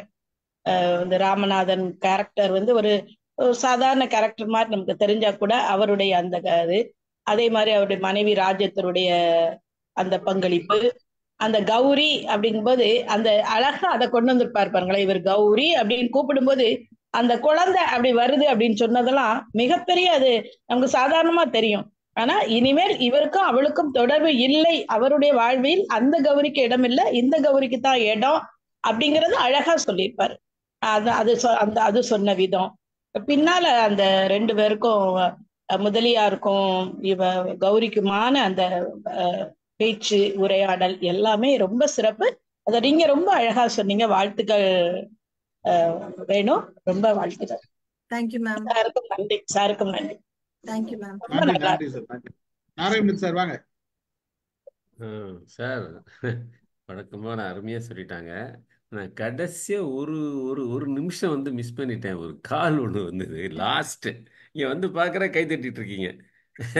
அப்ப கதையை நான் வாங்கிட்டேன் நான். அது வேற. எனக்கு இந்த பிடிச்சது என்னன்னா ரெண்டு விஷயம். என்ன கௌரி பதிப்பகமா கௌரி பிரஸ் ஏதோ ஒன்று பேர் இருக்கு. கௌரி பிரஸ். கௌரி பிரஸ். அந்த கௌரி பிரஸ் அப்படின்னு சொன்ன உடனே அந்த கதை முடிஞ்சு போச்சு. ஆச்சா, இன்னொன்னு, இந்த ராமநாதன்கிற பேர்ல அவருக்கு வந்து ரொம்ப இஷ்டம் போல் இருக்கு. வேற ஒரு கதையில ராமநாதன் கேரக்டர், நிறைய கதையில ராமநாதன் கேரக்டர் வந்து அது வரும். இந்த கோகிலா என்ன செய்து விட்டாளா, அதுலயும் ராமநாதன் தான். அதுலயும் ராமநாதன் தான். அது என்னமோ அவருக்கு ராமநாதன்கிற பேர்ல ஒரு ஈர்ப்பு என்னன்னு தெரியல. வழக்கம் போல, அதாவது இந்த இந்த கதை சொல்லும் அந்த போக்கு இருக்கு பாருங்க, அது ரொம்ப பிடிச்சிருந்தது எனக்கு. அழகாக வந்து ஒரு கிராமத்தில் போய் உட்கார்ந்தீங்கன்னா ஒரு அப்படியே ஒரு சின்ன வாய்க்கால் ஒன்று போயிட்டுருக்கும். அது பாட்டுக்கு தண்ணி போயிட்டுருக்கும். அது ஒன்றும் அப்படியே ஒரு லேசாக ஒரு சலன்னு சத்தத்தோட அந்த இலைகள் எல்லாம் கீழே விழுந்து அது மாதிரி போயிட்டுருக்கும். அந்த மாதிரி ஒரு அது இப்பெல்லாம் அது மாதிரி இருக்கான்னு தெரியல எனக்கு. இருந்தாலும் அந்த பழைய நினைவுகள் வந்தது. கதை சொல்லும் போக்கு இருக்கு பாருங்க, ரொம்ப அருமையாக இருந்தது மேடம். ரியலி நான் வந்து இந்த கதையை வந்து இன்னொரு முறை கேட்கணும்னு நினைக்கிறேன் நான். ஏன்னா நீங்கள் மற்ற கதைகளை இப்படி தான் சொன்னீங்கன்னா இந்த கதை ரொம்ப சிறப்பாக அமைஞ்ச மாதிரி தெரிஞ்சு எனக்கு. அருமை அருமை. அதாவது இது ஒன்றும் இல்லை, ஒரு சின்ன நாட்டு தான். அது ஒரு பெருச அப்படியே ஒரு திகில் கதையோ அதெல்லாம் எதுவுமே கிடையாது. ரொம்ப ஒரு சின்ன ஒரு ரொம்ப சாதாரணமான ஒரு நிகழ்வை வந்து சொல்கிறது தான். ரொம்ப அருமையாக. அதே மாதிரி இந்த ரெஸ்டாரண்ட்டில் மீட் பண்ணுறது, அவருடைய கதைகளில் 2-3 கதைகள் இருக்குது. அது மாதிரி ஏன்னா அவருக்கு அந்த ஒரு பிராண்ட் இருக்குது அவருக்கு. அதையும் ரொம்ப அழகாக வந்து ஒவ்வொரு கதையிலையும் ஒவ்வொரு மாதிரி இருக்குது. அருமை. இங்கே அதாவது கதை கதை ஒரு சாதாரண கதையாக இருந்தாலும் அதை சொன்ன விதம் மிக அருமை. இந்த கதையை நான் கேட்டிருக்கேன். கருணையிலால் அல்ல, படம் வந்துதா மேடம்? இல்ல படம் படம் வந்ததா பார்த்த மாதிரி படிச்ச தெரியல சார். படம் வந்ததா எடுத்ததா அவர் எங்கே படிச்ச தெரியல. ஆனா அந்த ராமநாதன் கேரக்டர் வந்து ஒரு சில படங்கள்ல சிவகுமார் பண்ணியிருக்கிறார், வேற படங்கள்ல வேற கதையெல்லாம். ஆனா அந்த கொடை வச்சுட்டு வேஷ்டி கட்டிக்கிட்டு அந்த ஒரு கௌரிங்கிற அந்த பெண்ணுடைய கதாபாத்திரம் வேற படத்துல வேற மாதிரி வந்திருக்கு. அது நிறைய அந்த பிராண்ட் தெரியுது. ஆனா படம் வரல, இந்த படத்துல கதை வரல. எல்லாம் எடுத்திருக்கிறாங்க பிட்டு பிட்டா. இவருடைய கதையில வர கேரக்டர் எல்லா படத்துலயும் கிட்டத்தட்ட காட்டி வச்சிருக்காங்க. ஏதோ ஒரு படத்துல இந்த புக்கோட டைட்டில் வந்து காமிச்ச மாதிரி ஞாபகம் இருக்கு. யாரோ படிக்கிற மாதிரி இந்த கருணையெல்லாம் அல்ல அப்படிங்கிறது ஞாபகம். எது சரியா ஞாபகம் இல்லை. இனியோ ரொம்ப அருமை அருமை ரேணுமா, அற்புதம். வழக்கம் போல ரொம்ப அருமையா சொல்லிட்டீங்க. வாழ்த்து, பாராட்டு. சிவாஜி கணேசன் பல படங்கள்ல நடிப்பாரு, கொஞ்சம் ஓவரா நடிப்பாரு. சில படத்துல ரொம்ப சிம்பிளா நடிச்சு போயிடுவாரு. அது பாத்தீங்கன்னா பிரமாதமா ஓடிடும். என்ன சொல்ல வரீங்க சார்? சிவாஜி பத்தி சொல்லவே வேணாம். எதுக்கு சொன்னேன் யாருக்கு புரிஞ்சது சொல்லுங்க. அந்த டைப்ரைட்டிங் மிஷினும் கொடையும் நடக்கிறது. நாராயணன் சார் சொன்ன விட விஷயத்துக்கு தான் சொன்னேன். வேணுக்கு புரிஞ்சுதா? புரிஞ்சுச்சா? அந்த டைப்ரைட்டிங் மிஷின் பத்தி சொல்ல மறந்துட்டேன் சார். உண்மையாவே அது ரொம்ப அற்புதமான ஒரு கேட்ஜெட். சின்ன சூட்கேஸ் மாதிரி இருக்கும். அது போர்ட்டபிள் டைப்ரைட்டர்மாங்க. ரொம்ப பேர் பார்த்து, சில பேர் ரொம்ப பழாக்கள் பார்த்துருப்பாங்க. ரொம்ப பயன்படுத்தி இருக்கிறேன். ஏன் சார்? பயன்படுத்தியே இருக்கிறேன். நானும் பயன்படுத்தியிருக்கேன். என்னுடைய நண்பர் பிரதர்னு ஒரு டைப்ரைட்டிங் மிஷின் வச்சிருக்கேன். எங்க வீட்டுல இருந்தது. அப்படியா? ரொம்ப அற்புதமா சொல்ல இவர்தான் அதை கொடுத்துட்டாரு. நான் சொன்னேன் அதெல்லாம் ஆன்டிக் பீஸ் வச்சுக்கலான்னு கொடுத்துட்டாரு. அது இருந்துச்சு, இப்ப சமீபத்துல கூட இருந்துச்சு எங்க வீட்டுல. நான் இன்னொரு முறை ஜிடி நாடி மியூசிக் போகும்போது அந்த டைப்ரைட்டர் இருக்கான்னு பார்க்கணும். நம்ம வீடியோ பார்த்துக்கலாம். போட்டோ இருக்குல்ல? வீடியோவே இருக்குது. வீடியோ இருக்கு, பார்க்கலாம். எனக்கு நீங்க இந்த கதை வரும்போது ஞாபகம் வந்து நண்பர் வச்சிருந்தாரு பிரதர்னு ஒரு டைப்ரைட்டிங் மிஷின். எனக்கு அங்க இருந்த மாதிரி தான் நினைவுல இருக்கு. பல விஷயங்கள்ல வந்து ஞாபகம் நினைவுபடுத்திச்சு இந்த கதை. ஆமா, அந்த காலத்துல பிரதர், ரெமிங்டன், ஒலிவெட்டி. இல்ல, நான் பார்த்த போர்ட்டபிள் டைப்ரைட்டர் வந்து பிரதர்ங்கிற பிராண்டு. அந்த பிரதர் ஃபாண்ட் கூட ஞாபகம் இருக்கு இன்னும் எனக்கு. இப்படி இப்படி இப்படி எப்படி இருக்கும் பிரதர்ங்கிற ஃபாண்ட் கூட ஐ ரிமெம்பர் வெல்.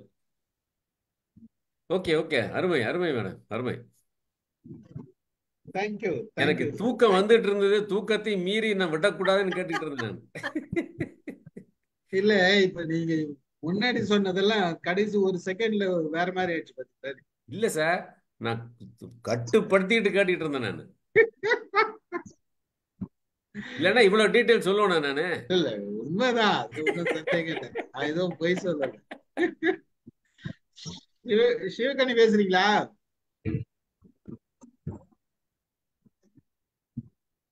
சிவக்கடி வாங்க.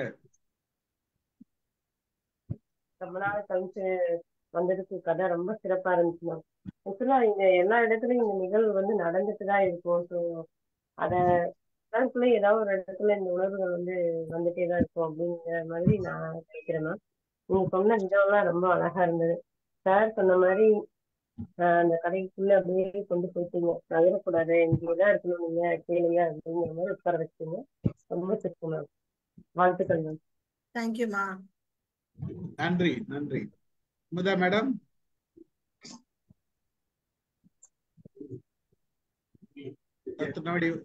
சிவகுமார் சார் பேசுங்க. வரேன் சார். அருமை வேணுமா, ரொம்ப அருமை. எனக்கு இந்த முதிர்கண்ணி ஸ்பின்ஸ்டர் அப்படின்னு யாரை பார்த்தாலுமே ஒரு அனுதாபம் சொல்றதா இல்ல எம்பதி சொல்றதா தெரியல, ஒரு அக்கறை இருக்கு. Nobody should be a spinster. என்னுடைய nobody should be a single பாயா இருக்கக்கூடாது. யாருக்காவது எப்படியாச்சும் ஒருத்தருக்கு ஒரு ஜோடி கண்டுபிடிச்சு எப்படியாவது ஒரு வாழ்க்கை வாழும். அதுதான் நம்ம பிறந்திருக்கோம். இந்த ஸ்பின்ஸ்டர்களையும் இந்த மாதிரி கன்னிகாசிரியும் பாக்குறப்பெல்லாம் எனக்கு ஒரு அக்கறை. why should not they choose a partner? It's not marriage. அப்படிதான் எல்லாரும் இதுக்காக ஆபீஸ்லயே ஆகட்டும், சொந்தத்திலே ஆகட்டும், எனக்கு தெரிஞ்ச ஸ்பின்ஸ்டர்களுக்கு நான் மாப்பிள்ளை பார்ப்பதெல்லாம் உண்டு. ஆனா அவங்க ரிஜிடாவே இருப்பாங்க. ஒரு 35-40 வயசுக்கு அப்புறம் they become very rigid. அவங்களுக்கு எப்படி ஒரு மாப்பிள்ளை காமிச்சாலும் எப்படி ஒரு பார்ட்னர் காமிச்சாலும் பிடிக்கிறது இல்லை. கடைசி வரைக்கும் ஸ்பிரிச்சுவலாவே இருந்து சஃபர் பண்ணிட்டு இருக்காங்க பார்த்துட்டு இருக்காங்க. Still they can enjoy the life. But ஒரு மாதிரியாவே மைண்ட் அவங்களுக்கு ஒரு இதுவா இருக்கு, ஒரு கோணல் புத்தியா இருக்கு. எனிவே இந்த கௌரி கேரக்டர் அற்புதம். ஒரு ஸ்பிரிச்சுவல் பார்த்து பலரும் அப்ரோச் பண்ணுவோம், பல விதத்துல அப்ரோச் பண்ணுவோம். அது அந்த மாதிரி தான் பழைய காதலன் ராமநாதன் அப்ரோச் பண்றாங்க. அவளுக்கு விருப்பம் அவனோட போறதுக்கு சொல்றாரு பாருங்க, அவனோட நடந்து போறதுக்கு எங்கேயோ அவளுக்கு விருப்பம் இல்லை வெறுப்பும் இல்லை அப்படின்ற மாதிரி ஒரு வார்த்தை வரும். ஒண்ணு டாக்ஸியில் போகலாமா கேட்கிறாரு. அதனுடைய அர்த்தத்தை அவளுக்கு புரிகிறது. அவர் ராமநாதன் கேட்கிறாரு டாக்ஸியில் போகலாமா, நடந்து போகிறது எங்க, அதனுடைய அர்த்தம் அவளுக்கு புரிகிறது. இதுதான் ஜெயகாந்தன் டாக்ஸி, அதனுடைய அர்த்தம் அவளுக்கு புரிகிறது, வேண்டான்றாரு. ஸோ இந்த மாதிரி அங்கங்க அவருடைய பெண் மாஸ்டர் இல்லையா, அங்கங்க அவருடைய டச்சை காமிச்சிட்டே வருவாங்க. Enjoy that. காதலும் இல்லை கருணையும் இல்லை அப்படின்னு முடிக்கிறாரு. அதை விட கேரக்டர் அந்த அருளம்மா அவருடைய கேரக்டர் பாருங்க. 7 வயசு குழந்தை, 7 வயது அம்மா. எப்ப பார்த்தாலும் அவங்களுக்கு ஒரு இந்த மாதிரி கேரக்டர் எங்க வீட்டுல இருந்தவங்க, என் குடும்பத்துல இருந்திருக்காங்க. எப்ப பார்த்தாலும் தேவை கம்ப்ளைண்ட் போட்டார். மாமா எனக்கு எப்ப பார்த்தா எனக்கு தொண்டையில எரிச்சல் மாமான்னுவாங்க, எனக்கு இடுப்புல வலி மாமானும். போறப்பு வரப்பெல்லாம் அவங்க உடலை பத்தி ஒரு சின்ன குறைகளை சொல்லி காண்பிக்கிறது அவங்களுக்கு ஒரு சந்தோஷம். அவனுக்கு எனக்கு ஏதோ பெரிய நோய் இல்லை, எனக்கு உடல் உபாதை, இருமல், கஷ்டம், மூட்டு வலி சொல்லிக்கிறது எப்ப போனாலும் சொல்லுவாங்க. அந்த மாதிரி ஒரு கேரக்டர் தான் அருளம்மா. ஒண்ணு.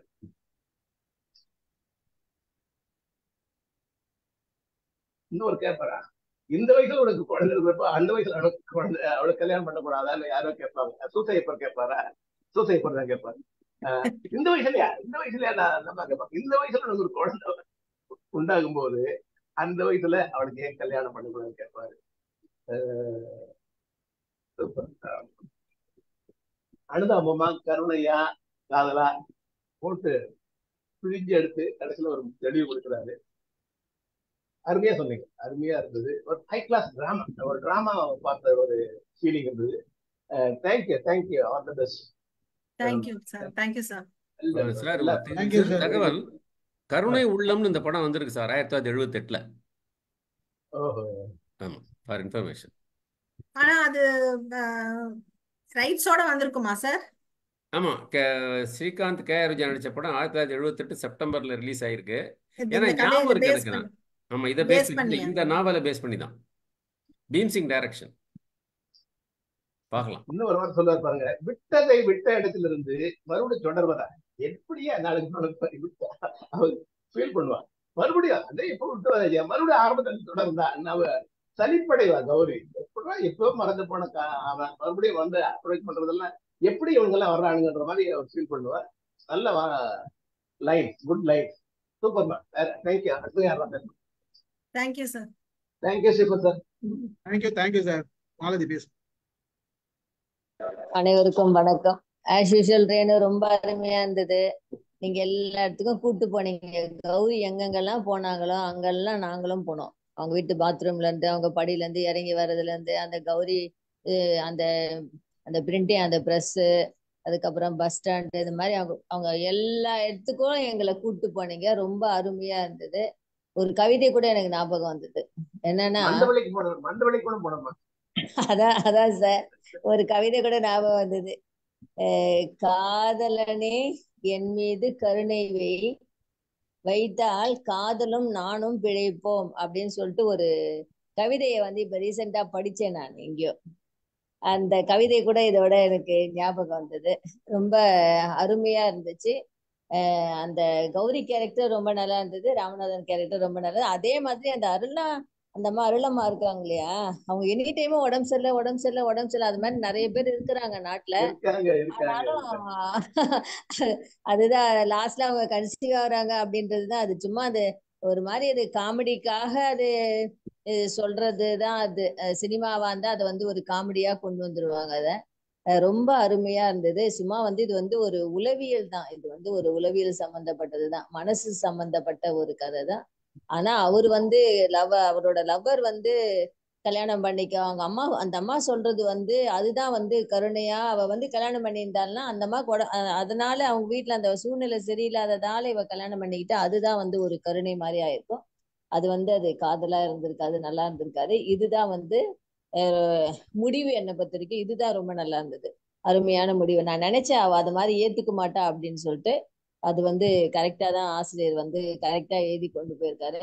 ரொம்ப அருமையா நீங்க சொன்னீங்க. ரொம்ப பெரிய கதை, 1 hour போச்சு. அருமையா எங்களை எல்லாரையும் கூட்டு போனீங்க உங்க கூடவே. நன்றி, வாழ்த்துக்கள். Thank you Malathi, thank you. எந்த வருஷம் இந்த கதை எழுதுது சார்? இது வருஷம் இந்த இது புது புக்கு சார். இது என்னோட யூஷுவல் புக்கு கிடையாது. 65 சார், 1965 சார். 65 சார்? ஆமா ஆமா. எதுக்காக கேட்டேன்னா, இப்போ அந்த அந்த அந்த இவங்க அருளமா பிரெக்னண்டா இருக்கிறாங்க அப்படின்றது சொல்றாருல்ல, அந்த காலத்துல இது ஒரு பெரிய விஷயம் இல்ல. ஆமா ஆமா. அதுக்காக தான் சொன்னேன், வேற அதுக்காக தான் கேட்டேன். 8வது குழந்தை. அதுதான் சொல்றேன், அது ஒன்றும் பெரிய விஷயம் கிடையாது. பல பேருக்கு பாத்தீங்கன்னா பொண்ணுக்கு குழந்தை பிறக்கும், இவங்களுக்கும் குழந்தை பிறந்திருக்கும், அம்மாவுக்கும் குழந்தை பிறந்திருக்கும், பொண்ணுக்கும் குழந்தை பிறந்திருக்கும். அப்பதான் அம்மா நிப்பாட்டுவாங்க. பொண்ணுக்கு குழந்தை பிறக்கிறப்ப அம்மா நிப்பாட்டிக்குவாங்க. எங்க வீட்டுல எங்க அம்மாவுக்கும் எங்க சின்ன மாமாவுக்கும் 16 வருஷம் வித்தியாசம். எங்க அம்மா பெரியவங்க, அவர் 8வது. 8வது பிள்ளை, 16 வருஷம் வித்தியாசம். எங்க வீட்டுல என் சித்திக்கும் எனக்கும், கடைசி சித்திக்கும் எனக்கும் 1 வயசு தான் டிஃபரெண்ட். அதேதான் எங்க வீட்டுல. எங்க அம்மாவுக்கு கடைசி குழந்தை பிறகுது, எங்க அக்காவுக்கு அடுத்த வருஷம் குழந்தை பிறகுது. அதெல்லாம் நடக்கும். அமுதா மேடம் பேசுறீங்களா? உலக மக்கள் தொகை தினம், அதுக்கேற்ற மாதிரி நீங்க கரெக்டா இந்த கதையை பேசிடுறோம்.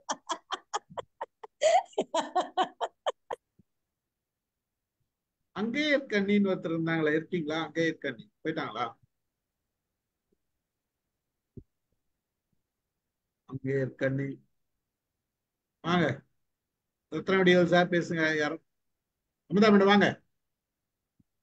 மைக் ஆன் பண்ணாதான் மேடம் நீங்க சிரிக்கிறது கூட கேட்க.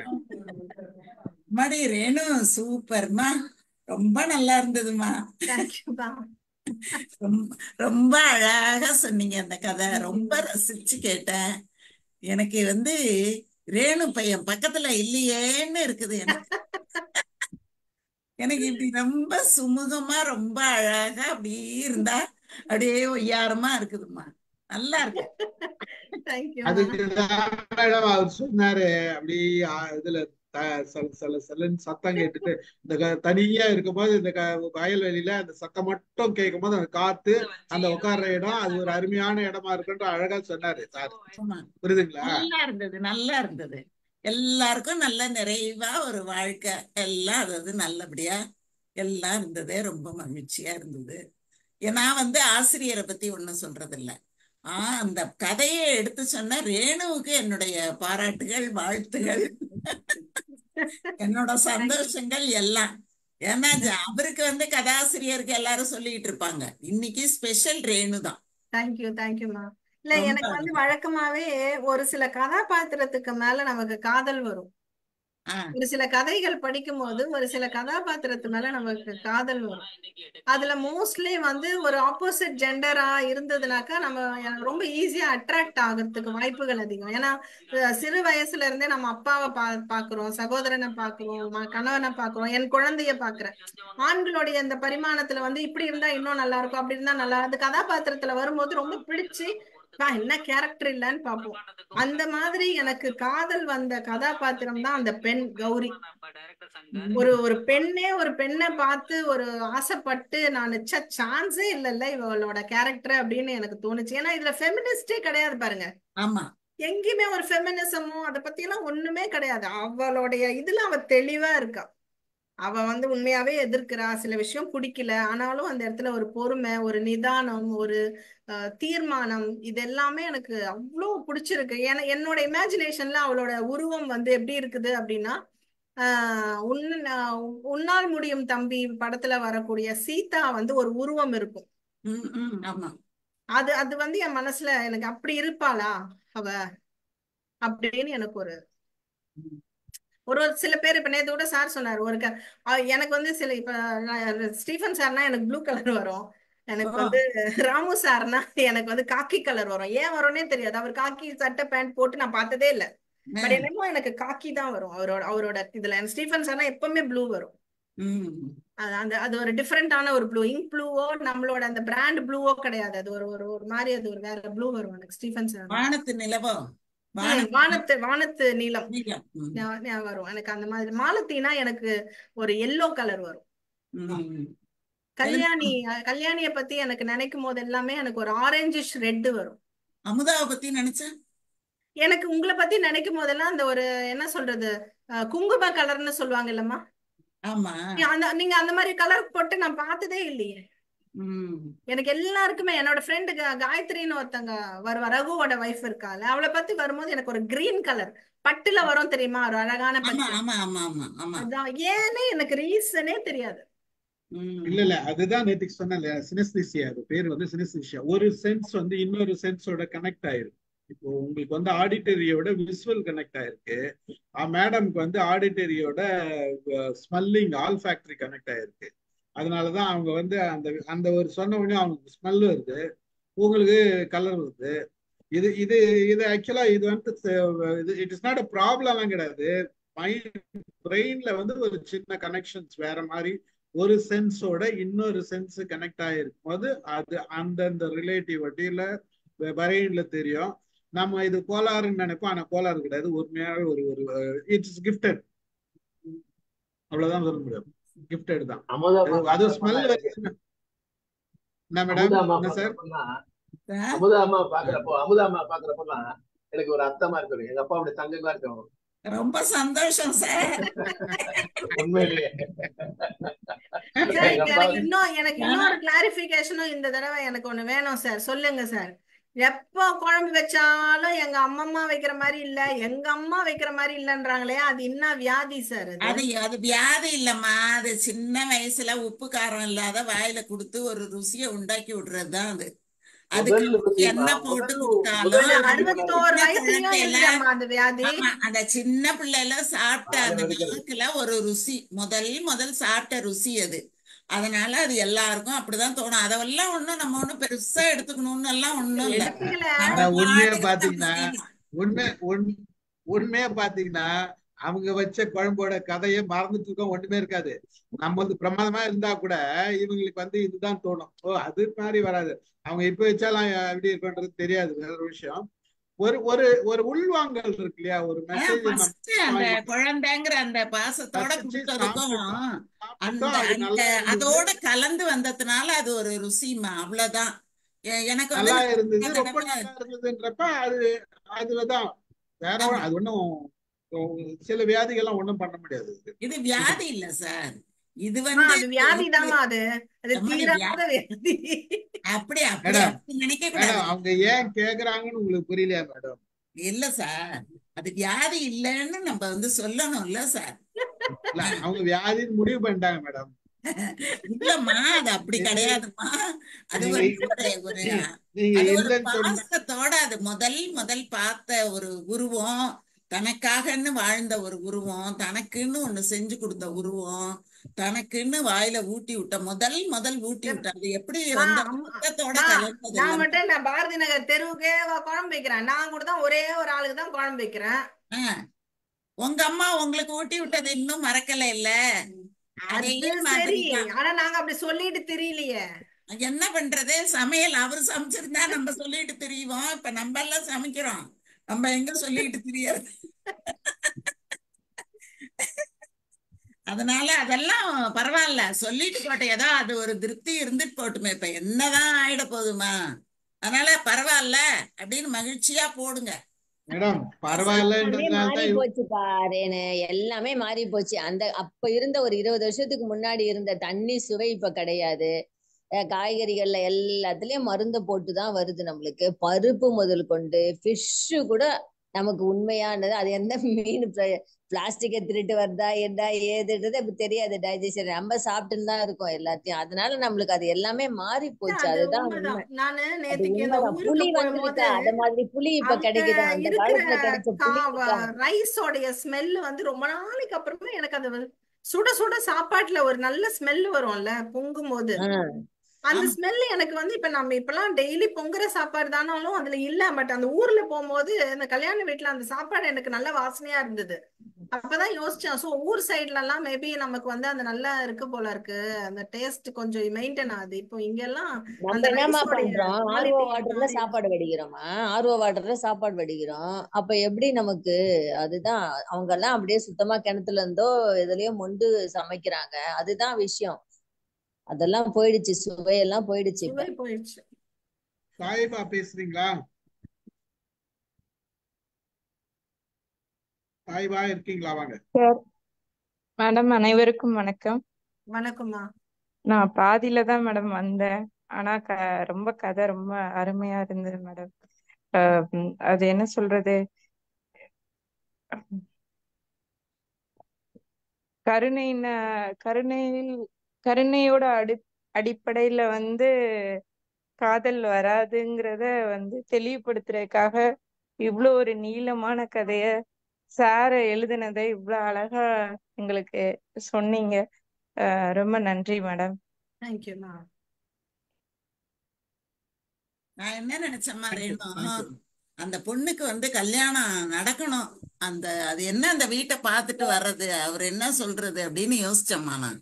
எனக்கு அந்த பொண்ணுக்கு கல்யாணம்ன உடனே எனக்கு ரொம்ப மனசுக்கு மகிழ்ச்சியா இருந்தது.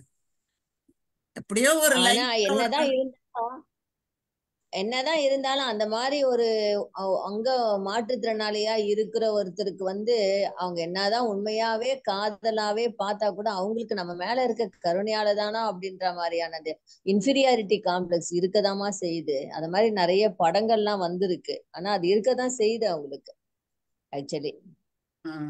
எனக்கு அந்த அளவுக்கு தெரியல. அந்த அளவுக்கு எனக்கு ஆனா நான் பார்த்திருக்கேன். அந்த மாதிரி எல்லாம் திருமணம் பண்ணி அந்த மாதிரி கணவன் மனைவி வாழ்ந்ததையெல்லாம் பார்த்திருக்கேன். ஆனா எனக்கு அந்த அளவுக்கு நான் வந்து உணர்ந்தது இல்லையோ என்னவோ எனக்கு தெரியல. நான் நல்லா இருக்கிறவங்களையும் நான் பார்த்திருக்கேன். எங்க வீட்டுக்கு பக்கத்துல எல்லாம் ஒருத்தவங்க நடக்கவே முடியாது சார். கல்யாணம் பண்ணிக்கிட்டு அவங்க நல்லா தான் இருந்தாங்க. நல்ல குழந்தைங்களோட நல்லபடியா நல்ல வாழ்க்கை வாழ்ந்துட்டு இருந்தாங்க. அந்த மாதிரி எல்லாம் நம்ம வந்து பார்த்திருக்கோம் நிறைய. அதனால எனக்கு அவ்வளவு தெரியலம்மா மாலதி.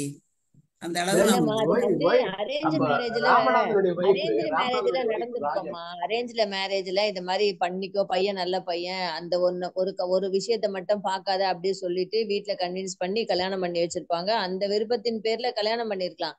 ஆனா அந்த லவ்னு வரும்போது ரெண்டு பேருக்குமோ ஆணா இருந்தாலும் பெண்ணா இருந்தாலும் அந்த இன்ஃபீரியாரிட்டி காம்ப்ளெக்ஸ் வருது அப்படின்றத நான் சொல்றேன். எங்க சர்ச்சிலேயேமா மாஸ்க் சண்டேல 8 o'clock மாஸ்க். எங்க சர்ச்சில் ஒரு பொண்ணு வந்து அவங்க ஹஸ்பண்டை கூட்டு வருவா. அவருக்கு வந்து கண்ணு தெரியாது. கரெக்டா கைய பிடிச்சுதான் கூட்டு வருவா. கூட்டு வந்து அழகா அந்த ஃபர்ஸ்ட் பெஞ்சில அவரை கரெக்டா உட்கார வைப்பா. ஆனா அவ ஆக்டிவா இருப்பா பாருங்க. அவர் அங்க மட்டும் உட்கார வச்சுட்டா ரீடிங் வாசிப்பா. அந்த சர்ச்சில பாட்டு பாடுறது எதுவா இருந்தாலும் அந்த ஆக்டிவிட்டிஸ்ல எல்லாத்துலயுமே அந்த பொண்ணு கலந்துக்கும். ஆனா அவரை கூட்டு வந்து அந்த சர்ச்சில உட்கார வச்சிடும். பொறுமையா அவர் உட்கார்ந்து இருப்பாரு. பிள்ளைங்க கேட்டிசம் கிளாஸ் எல்லாம் போயிட்டு வந்தாலும் அந்த அளவுக்கு அவர் வெயிட் பண்ணி அவரை அந்த மனுஷனை வந்து அந்த பொண்ணு அப்படி பாத்துக்கணும். ஆனா அவரை வந்து 15 வருஷமா பாத்துட்டு இருக்கேன். அதுல ஒரு மாற்றமுமே இல்லம்மா. எனக்கு வந்து அது ரொம்ப சந்தோஷமா இருக்கும் அந்த பிள்ளைய பார்க்கும்போது. குழந்தைங்க எல்லாம் வளர்ந்துட்டாங்க இன்னைக்கு. ஆனா அந்த பொண்ணு அவ்வளவு அழகா அவங்க வீட்டுக்கார அவ்வளவு அரவணைப்பா கூட்டு வரும்மா. ஒவ்வொரு முறை சண்டே மாசத்துலயும் நான் பார்ப்பேன். சிவகுமார் சார் ஏதோ சொல்லுங்க.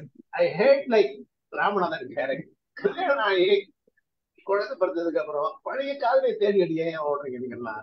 எனக்கு இப்படிதான் தோணுது. I hate this kind of people. கல்யாணம் ஆகி 2 குழந்தைகள் வயசான பிளஸ் 2 படிக்கிறது பார்ப்பாங்க. Wife what happen to her wife, குழந்தை பெற்று கொடுத்துருக்காங்க. அந்த வயசே முன்னும் கொண்டு வந்து கல்யாணம் பண்ணிப்பா வயசே வர்றா பாருங்க. என்ன அவளுக்கு என்ன சீக்கோ என்ன தெரியல.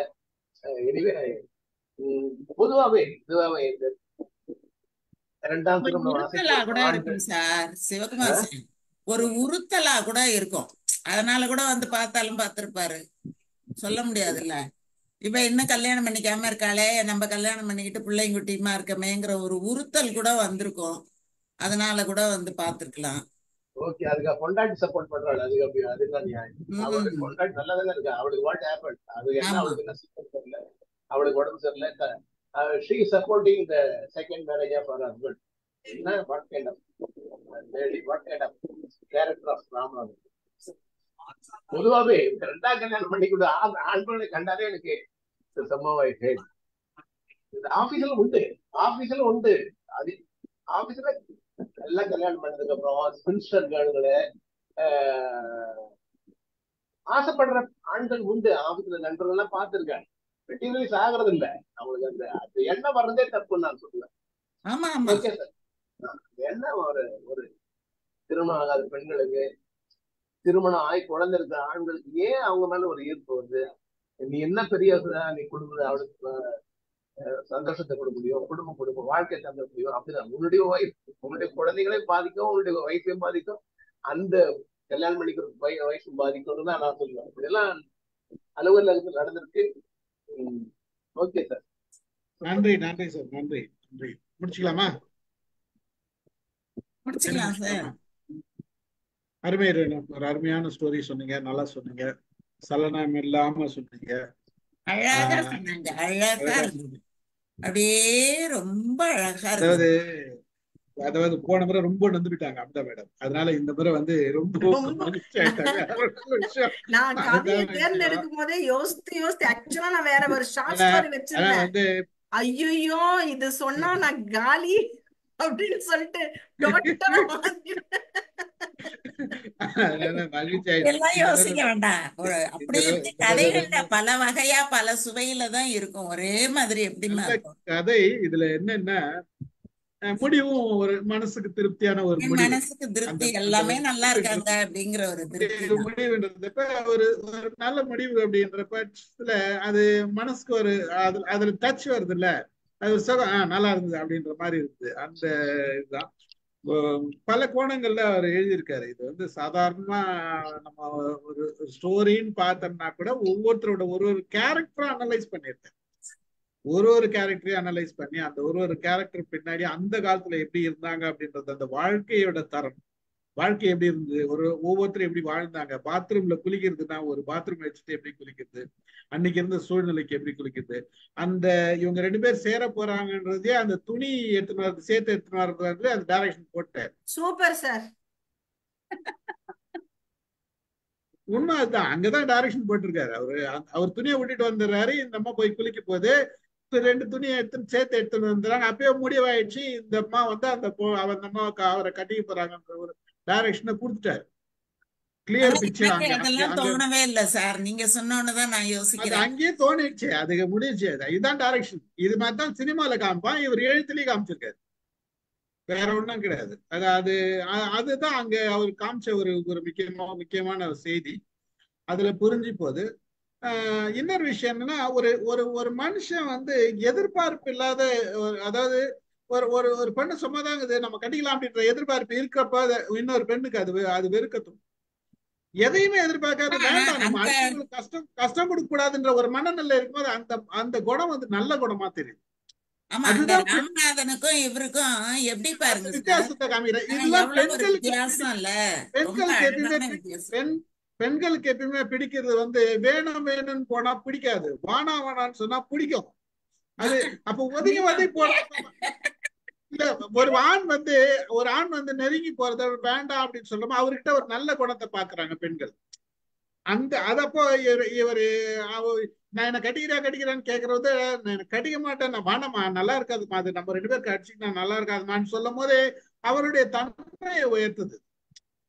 அந்த ஒரு மனுஷனோட தன்மையை உயர்த்துது. அவர் முகம் கோணையில், வாய் கோணையில் கட்சி ஒரு மாதிரி இருக்கு, கண்ணு ஒரு மாதிரி இருக்கு, கண்ணாடி போட்டு இருக்காரு, இதெல்லாம் அவர் கண்ணுக்கு படல.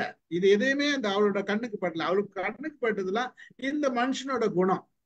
ஒரு பாத்ரூம்ல இன்னொருத்தர் குளிக்க வர நேரத்துல நம்ம அவங்க நேரத்தை எடுத்துக்கிறோமே சிந்திக்கிறாரு பாருங்க. அந்த சிந்தனை வந்து மிகப்பெரிய அவரோட சிந்தனை இதுதான். ஒரு மனுஷன் எப்படி இருக்கான் உருவத்துலன்றதை விட எப்படி சிந்திக்கிறான், அடுத்தவங்களை எப்படி பார்க்கிறான். அப்ப அடுத்தவங்களோட செயல்முறையை ஒவ்வொன்றும் பார்த்து பார்க்கிறப்ப அடுத்தவங்களுக்காக அக்கறைப்படுறாருன்றதுதான். அப்ப அவருக்காக நம்ம அக்கறைப்படலாம், அவருக்காக நம்ம அவங்க ரெண்டு அக்கறைப்படலாம். பேரை பத்தியும் அவங்க ரெண்டு பேரோட வயசு தோற்றத்தை பத்தி அதுல ஏதாவது கொடுத்திருக்காராமா? ஆமா இருக்குமா, இருக்கு. வயசு அவளுக்கு வந்து 35 வயசு ஆகுது. அவருக்கு வந்து 40 வயசுக்கு மேல. அப்போ அவ ஒரு இடத்துல அவ ஒரு குறிப்பு ஒண்ணு அவ சொல்றா. ரொம்ப மைன்யூட் விஷயம்லாம் கதையில நிறைய இருக்குது. இது நாவல்மா. நாவல்ல ஆப்வியஸ்லி நிறைய இருக்கும். இது சிறுகதை கிடையாது, இது ஒரு நாவல்.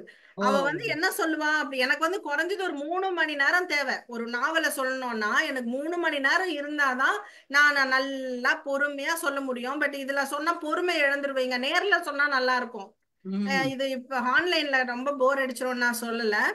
அவ வந்து என்ன சொல்வானா, எனக்கு 35 வயசுக்கு மேல எனக்கு ஆகுது, நான் அலங்காரம் பண்ணி அத வந்து கம்மி பண்ணி காட்டுறதுலயோ, உனக்கு வந்து இப்பதான் 40 வயசு ஆகுது, ஆனா நீ உன்னோட அலங்கோலத்திலயும் உன்னோட அவலட்சணத்திலையும் அதை நீ அதிகப்படுத்தி காட்டுறதுனாலயும் யாருக்கு என்ன பயன்னு கேக்குறா. அப்ப ஒண்ணும் அவர் 40 தான் ஆகுது, ஆனா பெரியவரெல்லாம் உனக்கு பார்த்தா கிடையாது. நீ ஃபிட்ஸ் வந்து வாய் இது மாதிரி ஆகி போய் நீ வயசான மாதிரி தெரியற. நான் வந்து வேலைக்கு போறேன், 4 பேரை மீட் பண்றேன்றதுனால நான் கொஞ்சம் அலங்காரம் பண்ணிக்கிட்டு நான் சின்ன வயசு மாதிரி காட்டி யாருக்கு என்ன பிரயோஜனம்? உனக்கு நானும் எனக்கு நீயும் துணைன்றதுதான் பிரயோஜனமே தவிர இப்படி ஊரை ஏமாத்திக்கிறதுல யாருக்கு என்ன பிரயோஜனம்னு கேட்பா. அவ பேசுற ஒரு ஒரு வார்த்தையும் அப்படி இருக்கும். ரொம்ப நல்லா இருக்கு இந்த இது. வந்து நான் வந்து வயசு எத்தனை இருக்குமோ வணக்கம் சார். வணக்கம் சார். அப்படின்னு பாய் சார். வயசு ஓகே எத்தனை சார். இருக்குமோன்னு யோசிச்சோம்னா இல்ல இந்த அதெல்லாம் கதையில சரி பண்ணிக்கலாம். ஆனா நாள்பட நாள் சொல்லக்கூடிய எல்லாமே இப்ப ரேணு அதை குறிப்பிட்டு சொல்லனா கூட அந்த மிடில் ஏஜ் தான்.